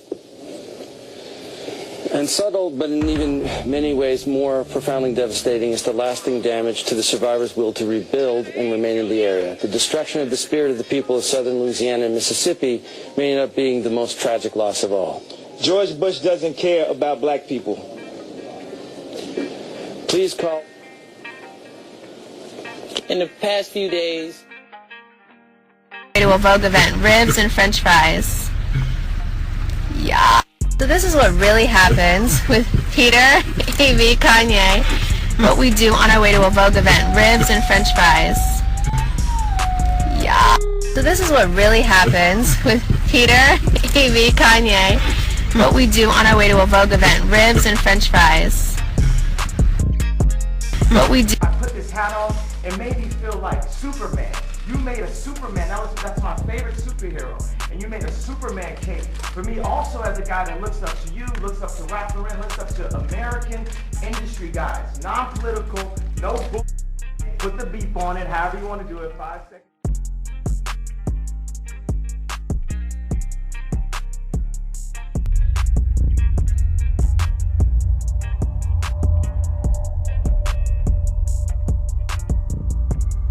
Now I want y'all to know, everybody know my children. Everybody. In my town, everybody know my children. Everybody. My daughter drives a Mercedes. What? My daughter drives a Mercedes. 22 years old, still live with me. Drive a Mercedes. I just bought my boy a new Lexus. What? Lexus.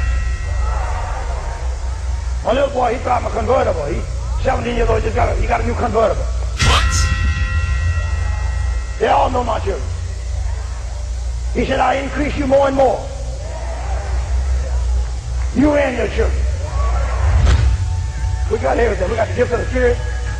We got the Holy Ghost. We got healing. Man, we got to have some money. What?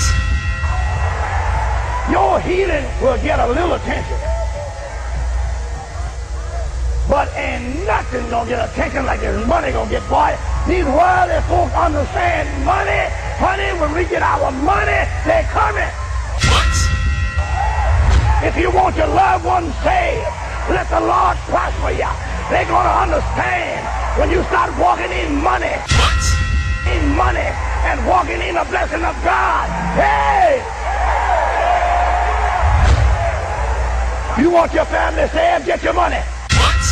There's gonna come an anointing in you tonight that's gonna grab you like you've never been grabbed before and shake every ounce of poverty out of you, and you'll never be broke another day in your life.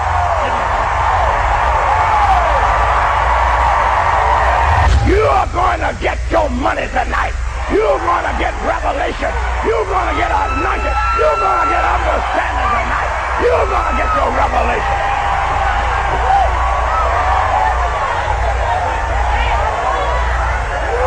Brother, what you come here for? What you come here for?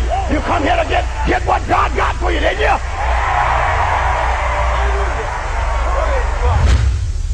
I hollered to make a trouble last night. I almost lost my voice hollering for him.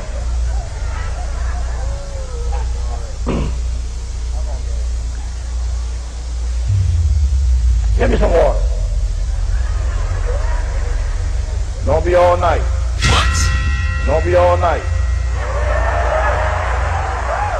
Now to Abraham, verse 16.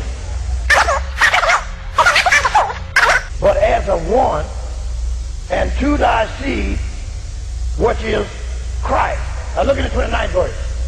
Obedience is the key that unlocks prosperity. You're always going to have somebody barking at you. You're always going to have somebody persecuting you. That come along with it. But just put your one up and go on to the bank. I don't have no problem. They persecute me. You try to persecute me, I put my one up in my robe, don't put it down till I get to the bank teller, and I hit that button, the air blowing all upside your head, and I just turn my money in. Then if I don't do it with my robe, I just get my convertible Mercedes, and she have the top down already.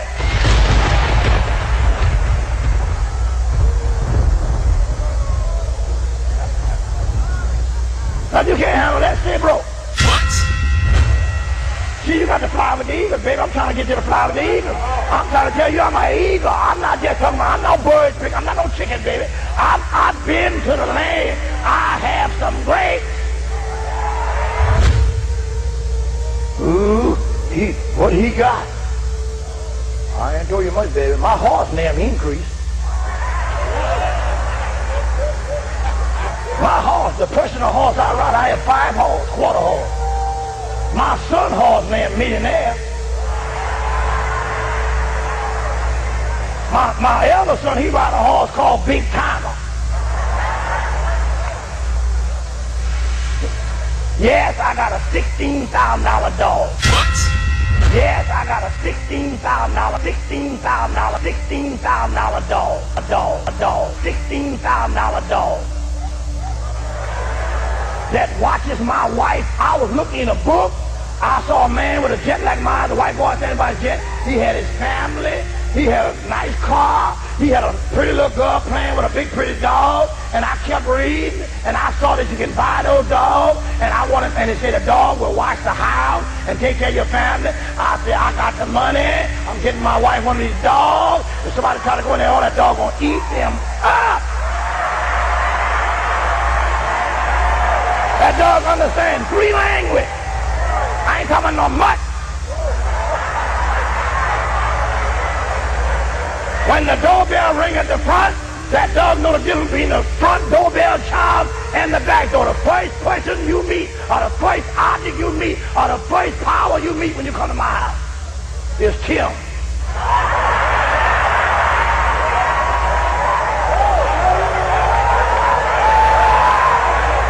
When me and my wife lay down, he lay right at the foot of the bed. You better not come in that house.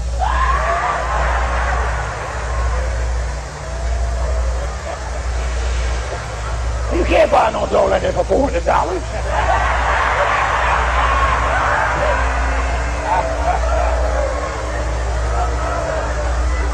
A movie star been had it, baby, don't worry. See, somebody got to go there. Let me help you, baby. Somebody got to go there. Somebody got to go there before you recognize you can go there. What? What you get upset about that for? What's your broke self? What? What's your broke self? What's the matter with you? What's the matter with you?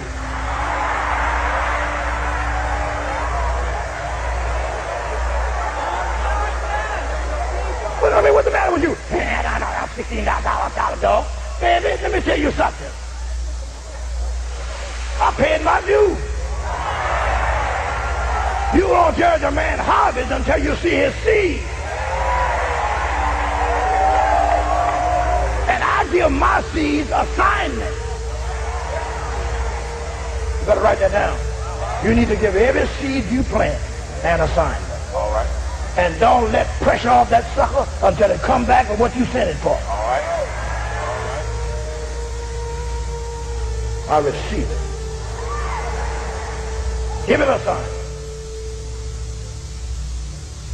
See, if you can't stand my prosperity, you can't stand my $16,000 dog, you'll never get in. The Lord ain't letting no minors in. See, if you can't stand to see your neighbor blessed, you'll never get blessed. He told Abraham, I'll curse those that curse you.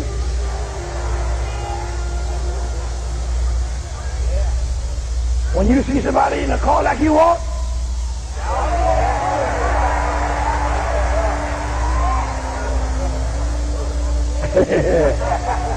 you might have a son who gone astray, but when you get your money and move in a new neighborhood, he's gonna come back home just to check things out. Oh, hallelujah. When you get anointed, a gate fly wide open and things constantly come to you. They're bringing it and don't know why they're bringing it, but you turn into a money magnet and you begin to draw it.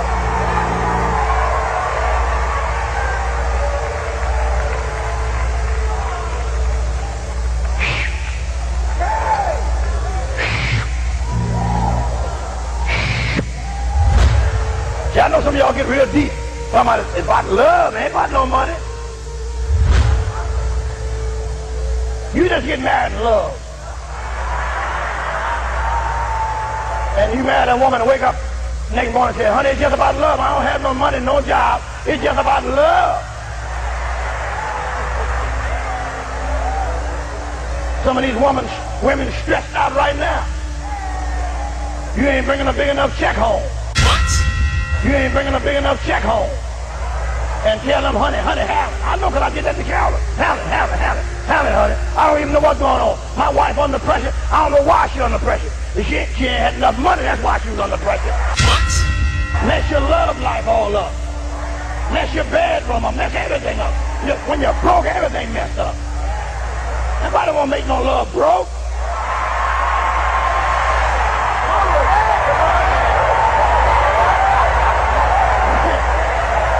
Get some money, man. Get some money, then we make some love. Get some money. Get me in a bigger house. TV. Your glory be to God. I wouldn't say this except the Spirit of God led me to say it. Now you see why the devil tried so aggressively to discredit my voice. I'm on my sabbatical and the enemy is trying to discredit me.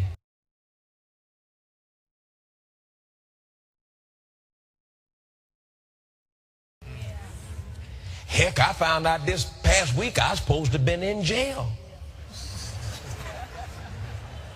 for stealing the tithes.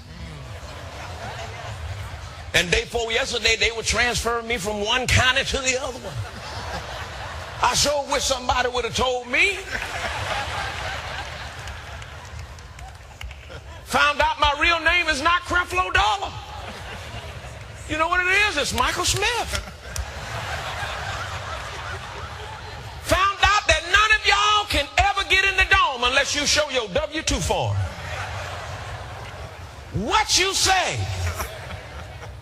Are you listening to what I'm saying? The enemy has got to discredit the voices of faith and grace and truth because he don't want you to know that you can walk on the water if you can look at Jesus.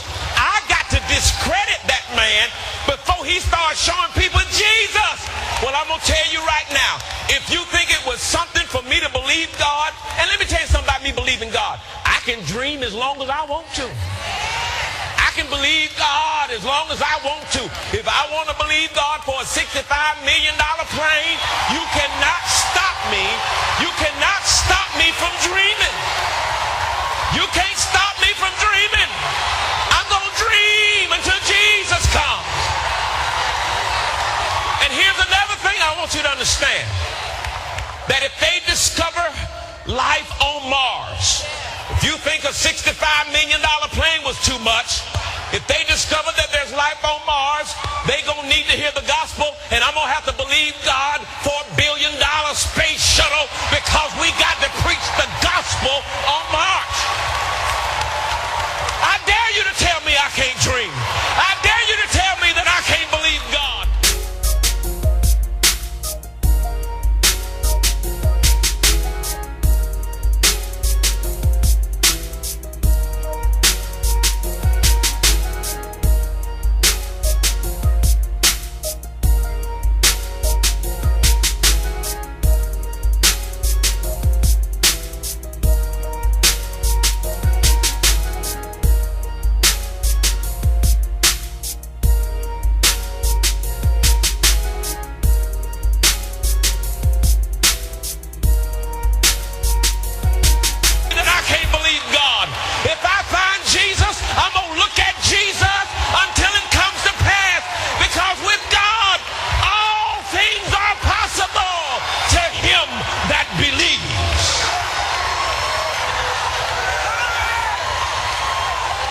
And so I say to you, dream on, baby.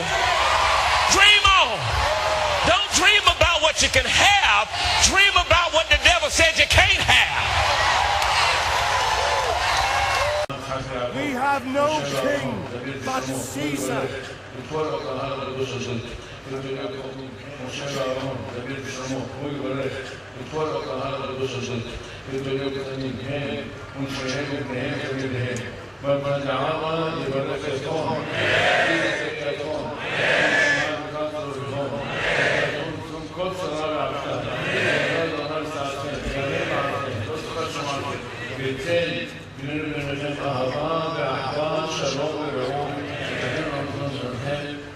במלא כל משאלות ובחלק לקובה כל אחד ואחד מה שצריך, השם מלא זאת לתורה, וכל זה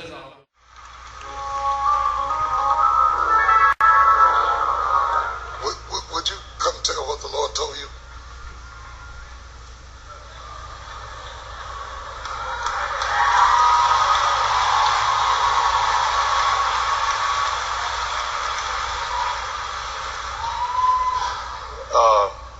God bless you. It's caught me a little off guard, Bishop. A couple of, what was it, 3 or 4 days ago? 3 or 4 days ago, I called. I was at Manpower and being blessed. Wrote my check out. I said, you know, I didn't have my checkbook when I got to Pastor White's. When I got to Woman Thou Loose the night before, and Pastor White said, you know, write a check for $113,000 for those of you who can. Write a check for $113 for Psalms 113. And I wrote a check for $113,000. And I admit, my intention was to just leave the check and bless God. Because, see, I love to give. I've been a giver all my life, and when people have given to you and sown into you, and God has touched them and given you favor, because see, when you have favor with, come on somebody. See, they don't understand it where I come from. They don't understand it in Hollywood, but I'm going to tell you something about the blood of Jesus.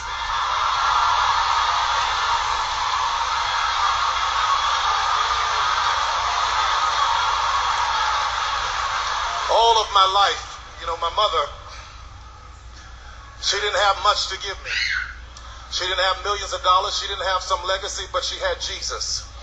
And she taught me about that God. So I didn't even know that he was trying to build this youth center. I didn't even know it, but I know how important the youth are.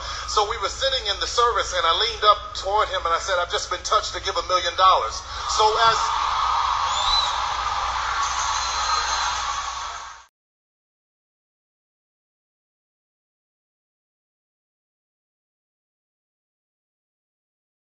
And Tyler Perry put us in some of his movies. So it's like, okay, we respect his wishes. Right. But after the show, Tyler Perry would always come up and tell me, you know, you crazy, you know, you stupid, and you know I'm going to put such and such you said in the show. So I'm just letting you know now, I'm going to write such and such, and I'm going to put that in the show. And one of my most famous lines that I said at the club one night, and he came and he told me that he was going to put it in the show, was my FUBU line. When I went up to somebody and I said, woo, baby, you giving me FUBU. And they're like, what? No, that's not FUBU. Yeah, you are fat, ugly, big, and uncomfortable. So he took that line and he put it in one of his plays. Oh, man. So Tyler Perry come back to the show. And then when Tyler Perry would come to the show, he would bring, you know, celebrities with him. Right. I remember Tyler Perry told me, he said, you crazy, but I'm going to put you in one of my plays. I got you for my next play. I'm going to put you in one of my plays. And blase, blase, blase, blase. I know everybody like when I say blase, blase, blase, blase. So I said, yeah, he said he's going to put me in a play. So, you know, he come back and he said he's going to put me in a play. So then he come to the show and no play, just come and get some more lines, get some more jokes. But he would give me a nice little tip. He would give me a nice tip. You know, he said he's going to put something in the play. He said, you crazy now. He just giving this money, la la la. I said, okay, don't wait on him to put me in the play. So then he come back to 3 more shows. And, you know, I thought, okay. So I'm just waiting, you know, Tyler Perry gonna put me in the play. So then he comes to the show with Ann Nesbitt one night. So okay. So then Ann Nesbitt, they go on, Tyler Perry go on, next thing you know, Ann Nesbitt, Tyler Perry, next play. Well, that nigga told me he was gonna put me in the next play. What happened? Okay, well, don't say that, be cool, he got you for the next. Yeah. Then the next play comes, you know, Tyler Perry come to the show. I'm gonna put you in the play. You know you crazy. You know you said such, you crazy. Nice tip. Give me a nice tip. So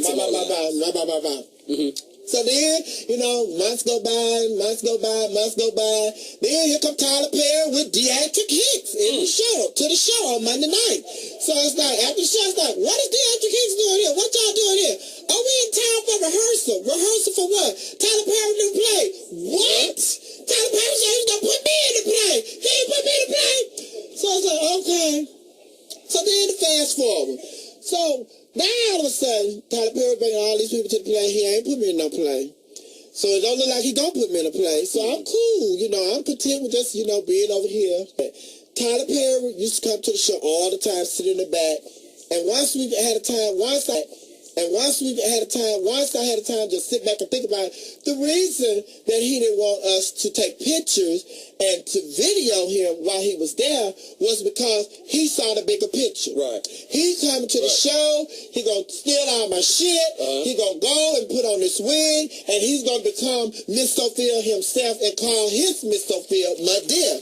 So it's like, oh my God. So everybody like, oh my God, I can't believe Tyler Perry. Tyler Perry done stole all your stuff. You know, you with the gun and the purse, and I would just do, every time I do my show, I have something in my purse. I would have guns, knives, bricks, all of the stuff that he does, you know, as my dear, he come and he would, you know, it's stuff that he's doing. I used to do my Tina Turner. Tina Turner was one of the imitations that I always do.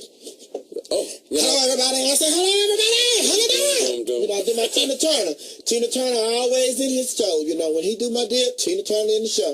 So then it's like Miss Sophia, the Color Purple. I do all my Color Purple stuff. Then Tyler Perry. When you see Tyler Perry, he doing Color Purple. Then everybody's like, he ain't stealing your stuff. Men been dressing dressing up in wigs for years. You know, you ain't the first one to dress up in no wig. Right. No, I'm not. Flip Wilson was doing it. That's why I wanted to do it, because I saw Flip Wilson doing it. Then I see Eddie Murphy doing it. I see everybody doing it. Martin Lawrence doing it. Jamie Foxx doing it. You know, Robin Williams doing it. But the difference is, a lot of men that dress up in wigs, they are not saying the same exact lines that I say at my gay club that Miss Tyler Perry has been coming to listen these lines. That who? That Tyler Perry has been coming to listen these lines. Okay. The exact same lines. No edit, not add nothing extra to it. So, you know, I just try to be the bigger person. Like all the gay people, like, you need to sue him. You need to stop letting him come to the show. He ain't doing nothing but stealing your shit and blah, blah, blah, blah, blah, blah, blah, blah. I'm like, cool out, y'all. He gonna put me in the movie. He say gonna put me in the movie. Blah, blah, blah, blah. So then, damn, you know, never got that out.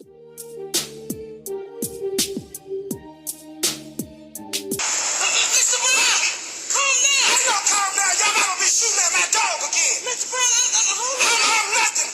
Mabel. Brown, what the hell? Get out of my yard. I don't know who got all something. You or your wife. You look a man. Get the hell out of my yard. Mabel, you better stop shooting at my dog. Get the hell out of my yard, monkey. You know what? I'm going to call the police on you. I look like I'm scared of the popo. I call the popo. I ain't scared of the popo. You got one more time. What you gonna do, Brown? Big, nasty whale. You the one standing there looking like a big black seal. Baby, you better not fool with my dog no more. Take this boot and bust you side your head with it. That's a boot in your head. I thought it was your arm. Hey.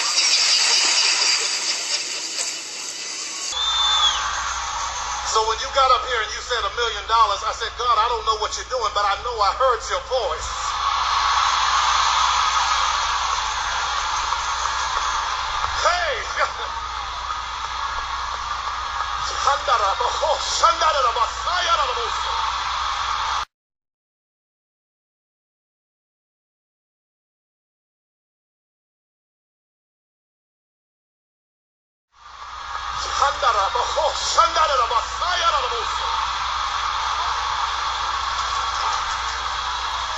I'm going to tell you right now, when you hear the voice of God, you move.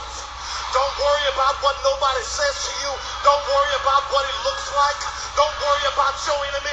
Don't worry about your hater. He will bless you. He will lift you. He will give.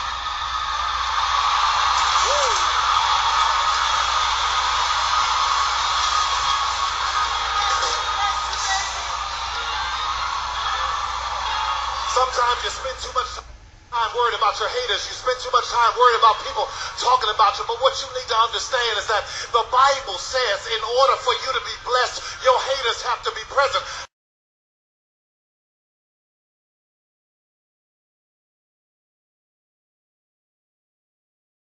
What you need to understand is that the Bible says in order for you to be blessed, your haters have to be present. How do I know that? The book of Psalms says he prepares a table before me in the presence of my enemies. So in order for me to eat, they have to be present.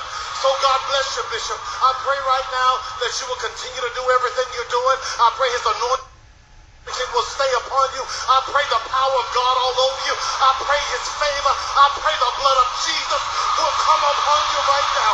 Keep you in the care. God, I thank you for your blessings.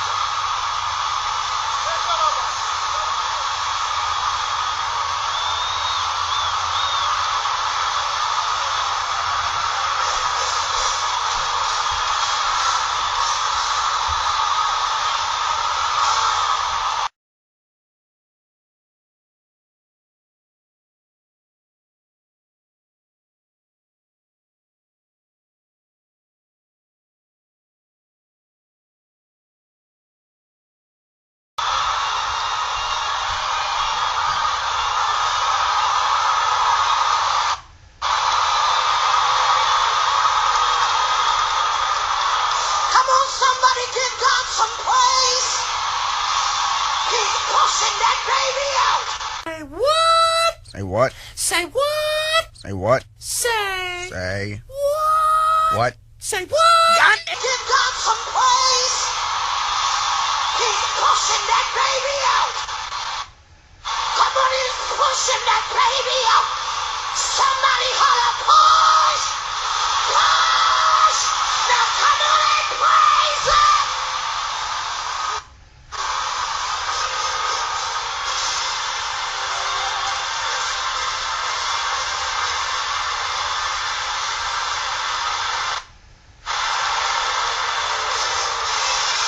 I can't hear you praise it!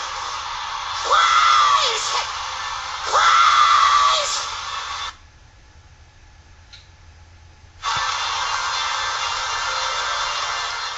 It's like we hate each other almost as a people, man. It's almost like when I see another brother, we're so distrustful of each other, man. Right. Why is that, man? I just feel like African American is the worst race in the world because, first of all, we kill each other. You know, people always talk about this racist stuff, but the white man ain't waiting in your bushes with a chopper. The white man ain't trying to take your rims off your car. No, he's not. The white man ain't doing all this wrong. We doing this to each other. So how can we say F the white man? He ain't doing nothing but when you get in trouble doing his job. Guilty. He ain't doing nothing wrong. And you don't think he created that system for us to destroy you? You kind of think that's old now. We can't keep using that excuse.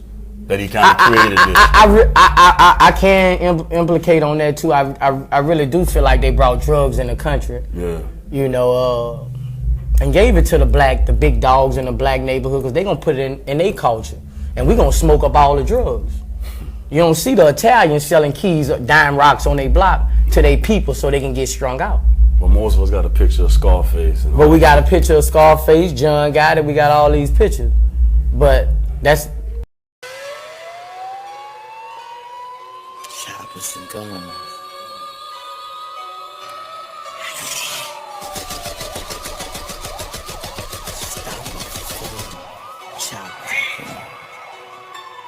Yeah, shit, all kind of crazy shit be happening, man. You already know this shit, man. Nigga snatch from your house, cut you on the couch. Nigga, you don't know my people. With the water like 14 people. Drink codeine like it's legal. Man, it fresh in the cut, dog, turned up. Everybody getting shot, niggas getting stopped. Mama's really out here losing they son.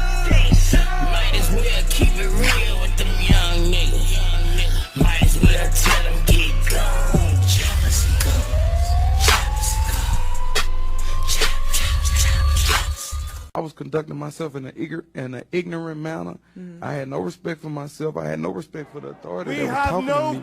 So I deserved what I got. Caesar. I'm a convicted felon. I get pulled over all the time. I'm a 2-time convicted felon. Right. And I've been arrested for aggravated charges. I have aggravated charges on my arrest record. Okay. And when I speak to these individuals with respect, I've never had a problem since I changed the way that I conducted myself. Okay. Never had a problem. So I don't feel like Black Lives Matter. I feel like all lives matter. I have to be restrained because I became verbally abusive and I became belligerent. Yeah, but don't you think that Black Lives Matter isn't just talking about those type of arrests? They're also talking about the kids who are just walking up the street, the guys who are just jogging with the hoodie on, who get assaulted, arrested, shot. Hold on. And I'm talking about people in general. Look at me. Okay. Tattoos in my face. Okay. Teardrops in my face. Tattoos everywhere. Right. Everywhere. Yeah. Everywhere. All over me.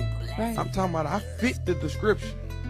I fit the description. Right. But when I changed the way that I conduct myself, I've no longer had any problems. For the people that's saying that they having problems, you know, no disrespect to them. Because sometimes, you know, they got some people they got police that's called sweaters. Yeah. They sweat for no reason. Yeah. But it's the way that you conduct yourself with authority. Sorry to keep going in on this, but how you I like it. We're having a debate. Okay, because how you conduct yourself now, you have to also keep in mind that you kind of evolved as a person, as a rapper, in your...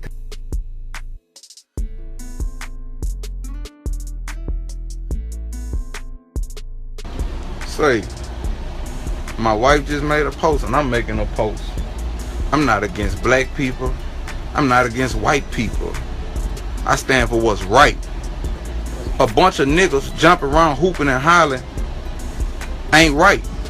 But if we gonna go to war, let's go to war, because I'm gonna go to war for what's right. My wife, 5 months pregnant, pulled out the car by police for no reason, handcuffed in 40-degree weather. That wasn't right. And I made a vow to her, babe, that'll never happen to us again. Never in life. I stand for what's right. You hear me? I stand for what's right. You know, us talking and all that ain't right. But how they stood up in Baton Rouge, you heard me? I can salute that.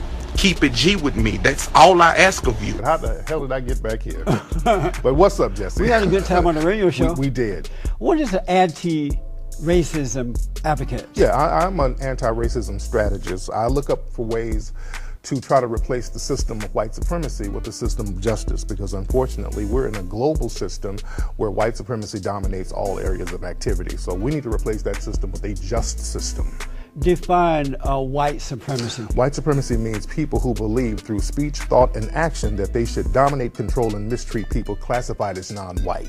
And we're dominated by that system completely globally. How do you know that? Because they said it. The people who put white supremacy in action, they specifically said that they were doing that.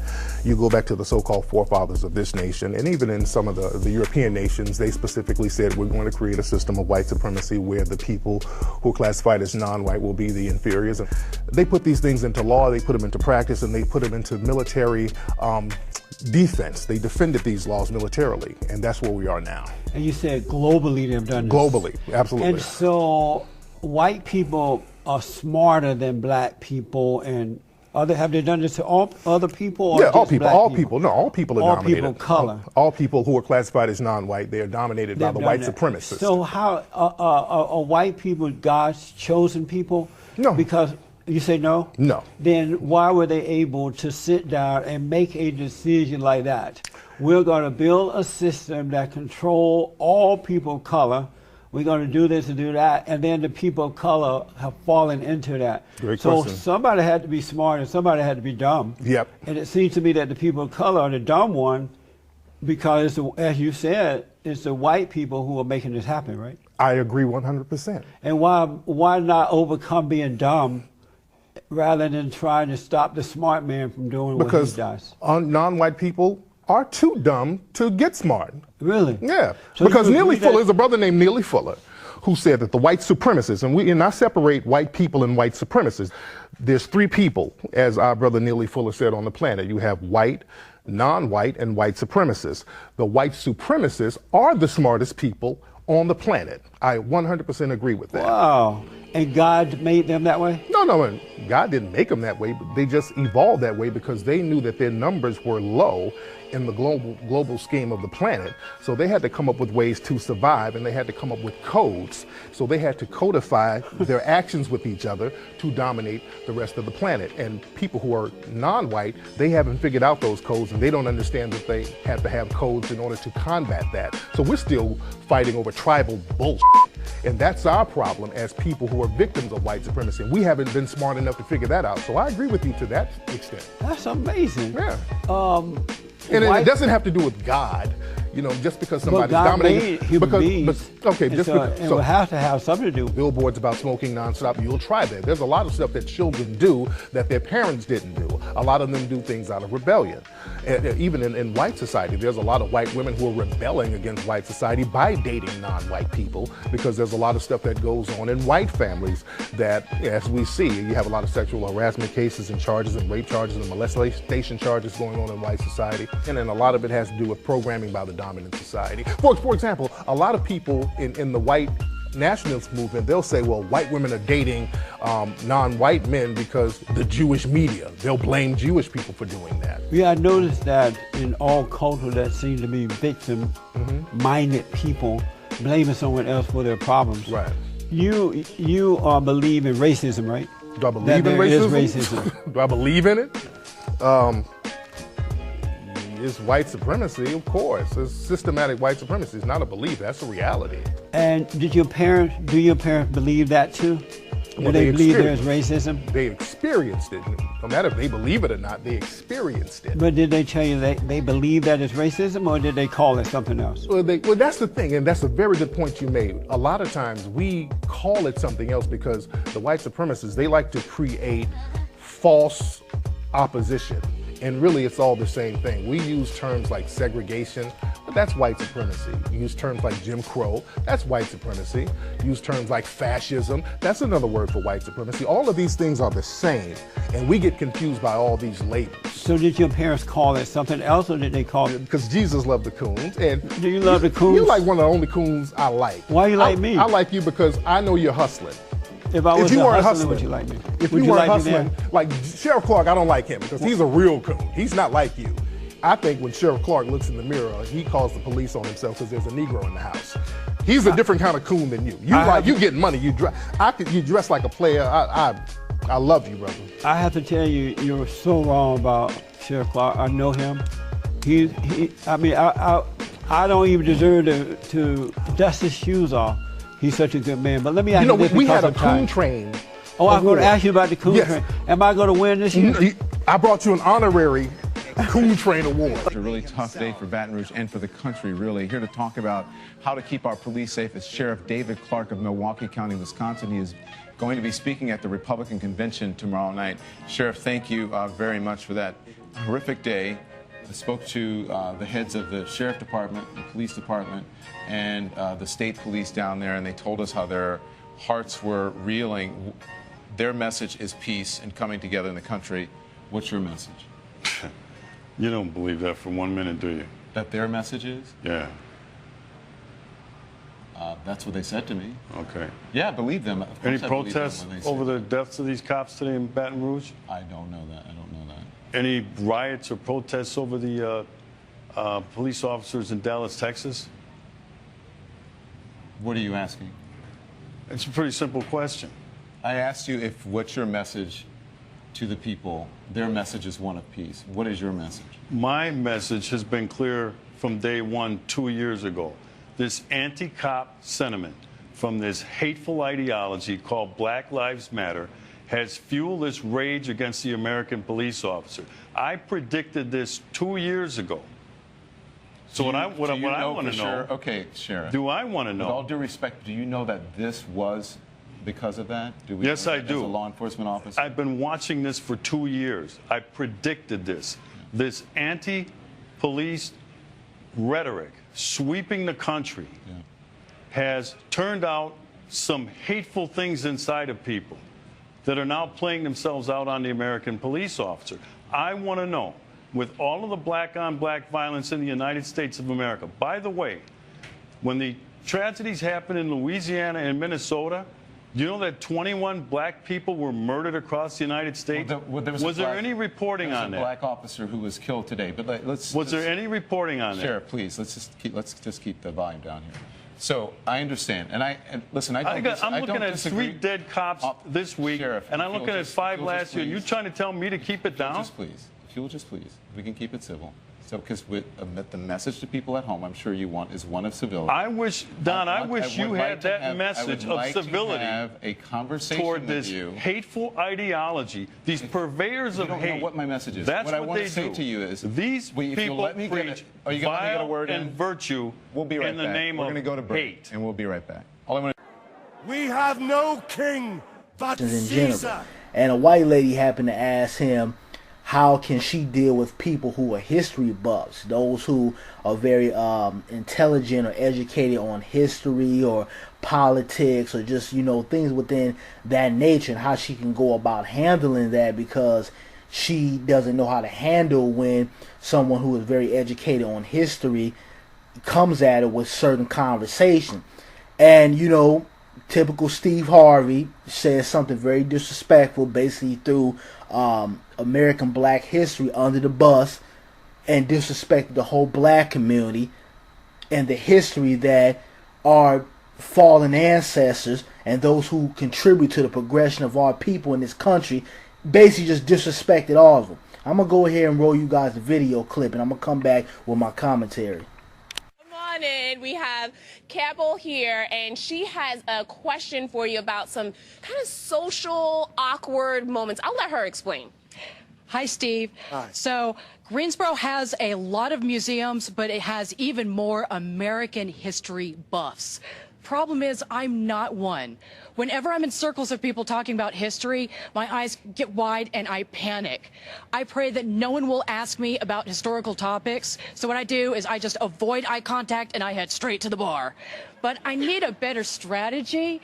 What should I do if I find myself in a conversation with a history buff that goes over my head? I want you to look right at the person and do this right here. They ask you something about the past. You say, I don't really care for slavery.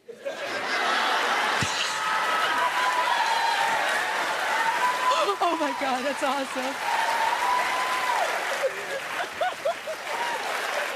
Yes. Oh my God.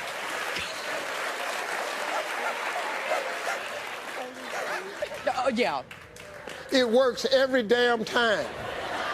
That's what I do when I'm sitting around a bunch of socialites and they start talking about the past and stuff. That's my line. I just say it and walk off. I have my little drink in my hand. I just say it and walk off. I don't really care for slavery and walk off and leave them sitting. I don't give a damn if they talking about Christopher Columbus. I don't give a damn if they talking about a treaty. I don't give a damn about an amendment, a bill. I don't care what the subject is. It could be prohibition. I don't care what the subject is. When you get through saying it, and I don't know what the hell you talking about, my favorite line is, I don't give a damn about slavery. And he wrote that Malcolm was, quote, worthy of death. On February 21st, 1965, as Malcolm spoke in New York City's Audubon Ballroom, members of the Nation of Islam opened fire, killing him in front of hundreds of his supporters. Malcolm's wife and children were there, including Atala Shabazz, Malcolm's eldest daughter. She was 6 at the time. As you'll see on 60 Minutes this Sunday, Minister Farrakhan met Atala Shabazz for the first time in front of television cameras. And Farrakhan acknowledged his role in Malcolm's assassination. I wish that Malcolm X were alive today and not dead. Yes, it is true that black men pulled the trigger. We cannot deny any responsibility in this. Where we are responsible, where our hands are a part of this, we beg God's mercy and forgiveness. What did you expect to come out of this conversation? What did you hope would come? I genuinely hope that perhaps a healing can come to Miss Shabazz and her family. As I may have been complicit in words that I spoke leading up to February 21st, I acknowledge that and regret that any word that I have said caused the loss of life of a human being. The FBI probably had something to do with it. But we have to say that adult men between the ages of 20 and 40, black faces, who chose to put a trigger in their hands and unload until it was empty, have to be culpable. You can't keep pointing the finger because my father was not killed from a grassy knoll. And I have sisters who are spun out into this environment as tumbleweed, unhealed. We knew to stay silent because as a child, I thought it could happen to me. That if I spoke up or said something, they'd take my mother. They'd take one of us. I got to hear reports of the traitor deserved it, so it never could go away. Those reports didn't come from the government. Those reports did not come from the police. They came from the tan and brown and black faces that once claimed themselves as family members. And once again, if we got anybody that's confused about any of the information that's brought out here, I mean, you gotta ask yourself, what do you expect us to do as a people? this is for anybody that's questioning this. Are we as blacks, are we as Israelites supposed to be cool with Cooney? Are we supposed to be cool with this? I mean, you're asking blacks to basically accept white supremacy, which has been nothing but detrimental to us. You know, white supremacy is going to even throw white people under the bus. But I mean, they're on top of the wave right now, more so than people of color who they deem minorities. But it's going to come to pass, man, that they're going to be thrown under the bus. It's going to happen, as I've been bringing out, you know. But asking, just to wrap it up, asking a black person to be cool with coonery or white supremacy, you might as well ask a rape victim to be cool with a rapist. Not a repentive, reformed, changed rapist, but like a rapist that continues to rape, like R. Kelly or something, or Charlie Sheen. It's like asking a child to be cool with a pedophile, a person that stands for everything detrimental to that person. So I just want y'all to think about that. There was two kinds of slaves. There was the house Negro and the field Negro. The house Negro, they lived in the house with master. They dressed pretty good. They ate good because they ate his food, but he left. They lived in the attic or the basement, but still they lived near their master. And they loved their master more than the master loved himself. They would give their life to save their master's house quicker than the master would. The house Negro, if the master said, we got a good house here, the house Negro said, yeah, we got a good house here. Whenever the master said we, he said we. That's how you can tell a house Negro. If the master's house caught on fire, the house Negro would fight harder to put the blaze out than the master would. If the master got sick, the house Negro would say, what's the matter, boss? We sick. We sick.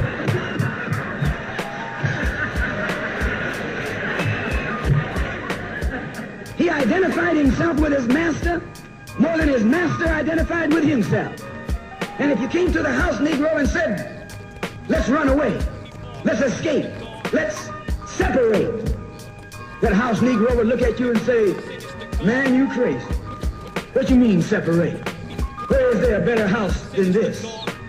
Where can I wear better clothes than this?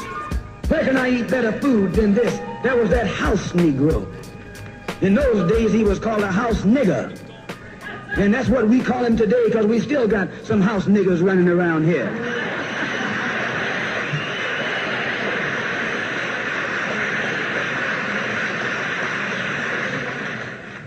This modern house Negro loves his master. He wants to live near him. He'll pay 3 times as much as the house is worth just to live near his master.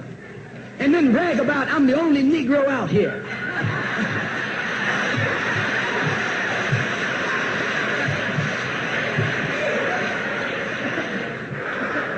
I'm the only one on my job.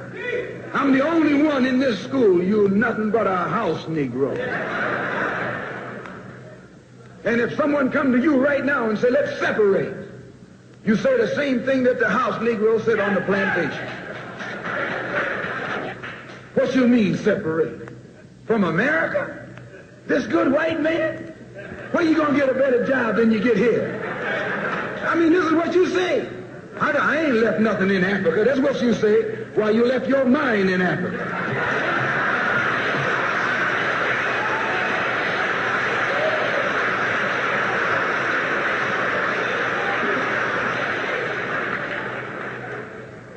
On that same plantation, there was the field Negro. The field Negro, those were the masses. There was always more Negroes in the field than there was Negroes in the house. The Negro in the field caught hell. He ate leftovers. In the house, they ate high up on the hog. The Negro in the field didn't get nothing but what was left of the insides of the hog. They call them chitlins nowadays. In those days, they call them what they were, guts. That's what you were, a gut eater. And some of you all still gut eaters.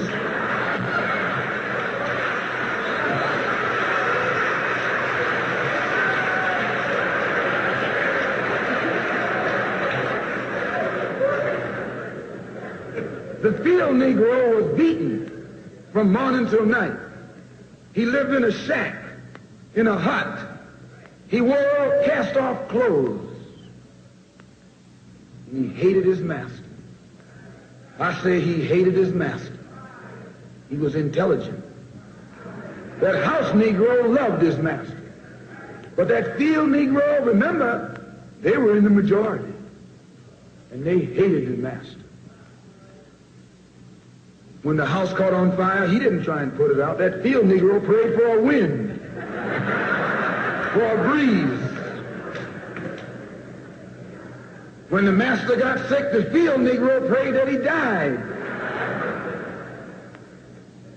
If someone come to the field Negro and said, let's separate, let's run, he didn't say, where are we going? He said, any place is better than here.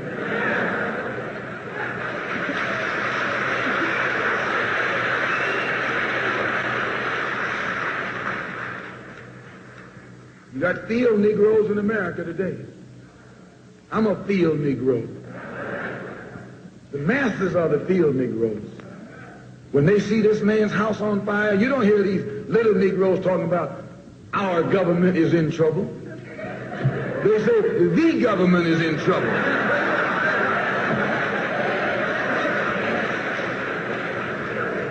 Imagine a Negro, our government. I even heard one say, our astronauts. They won't even let him near the plant. And our astronauts, our Navy, that's a Negro that's out of his mind. That's a Negro that's out of his mind. Just as the slave master in that day used Tom, the house Negro, to keep the field Negroes in check, the same old slave master today has... All right, y'all, real quick, I just want to get into the definition. The definition of coon is offensive, as you see here, with the second definition to a black person. Okay, so that's why you see when they do the coon, they do the raccoon acting like a coon. You know what I'm saying? But just because somebody disagrees with you on how to uplift our people doesn't make them a coon. That's not what that word is used for. Cause people be like, oh well, he says this happened in this year, and I think it happened in this year, or whatever the case, something like that, or whatever it may be. And somebody be like, oh well, he a coon. No, that's not what a coon is. Okay, a coon is one that disrespects and disembowels their own in order to assimilate into the ruling class culture. Okay, and then we go to the next one's agent. You see this word agent, and you scroll down because I want to get to the last definition. I just want to show y'all this is, you can look this up. This is right online. I got this. But an agent is when somebody says, oh, you're an agent, you're an agent. An agent has two definitions, two main definitions. You're working, getting paid by a government entity like COINTELPRO type of thing. And you're also an undercover as like a COINTELPRO, RUC, undercover, and you're collecting information. But again, this with the you're getting paid, and then you're getting information to give to somebody else. Like I'm gonna give y'all a quick example, which I need you pro-blacks to really understand. Kwanzaa was a holiday made up by a FBI snitch. This dude was snitching on brothers and sisters in the Black Panthers, and created the false menorah here, the false menorah with the Kwanzaa. If you look into the scriptures in Exodus, I believe chapter 25, it describes the menorah. It's all gold. Well, it looks like it has the staff with 3 rungs on the side and 3 rungs on the other side, so 7 altogether. You know, the Jewish use 9. So as you can see here, the Jewish is using 9 of them because, again, as it says in Revelation 2:9 and 3:9, they're the synagogue of Satan. So being that, Satan has a rule of 9. They have 9 satanic laws. Like we have 10 commandments. The Satanists have 9 satanic laws. So they use these laws to say that this is what they live by and that they're wholesome. They're not everything that, you know, people say that they are, but it is what it is. But this is just what I'm bringing forth to you guys, is that that's also a perversion of it. You dig what I'm saying? So the white man, the so-called white man, the Jewish man, Amalek, has perverted it into the nine staff, and then you got these Negroes that perverted it. This Negro here that perverted it into Kwanzaa, which is a made-up holiday. They don't celebrate this in Africa. But you got these so-called people talking about they woke and want to scoff at what I bring out, but they celebrating Kwanzaa, a holiday made by FBI snitch. You know what I'm saying? So, just peep game, you know. We the salt pretzel, laws essential. Line upon line, long memo, check your heart tempo. What you scared for? Vaccines giving us head cold. Keeping 25% of us locked, no deadbolt. Retro bloodline, scribe papyrus, Bible passages ever since Southside Nazareth. Vagabond Jews play a star like an asterisk. Who I told beef is nothing but light sandwich checks. Standing stiff, white mannequin. Accurate, the lost tribe of Africans. Middle school, I was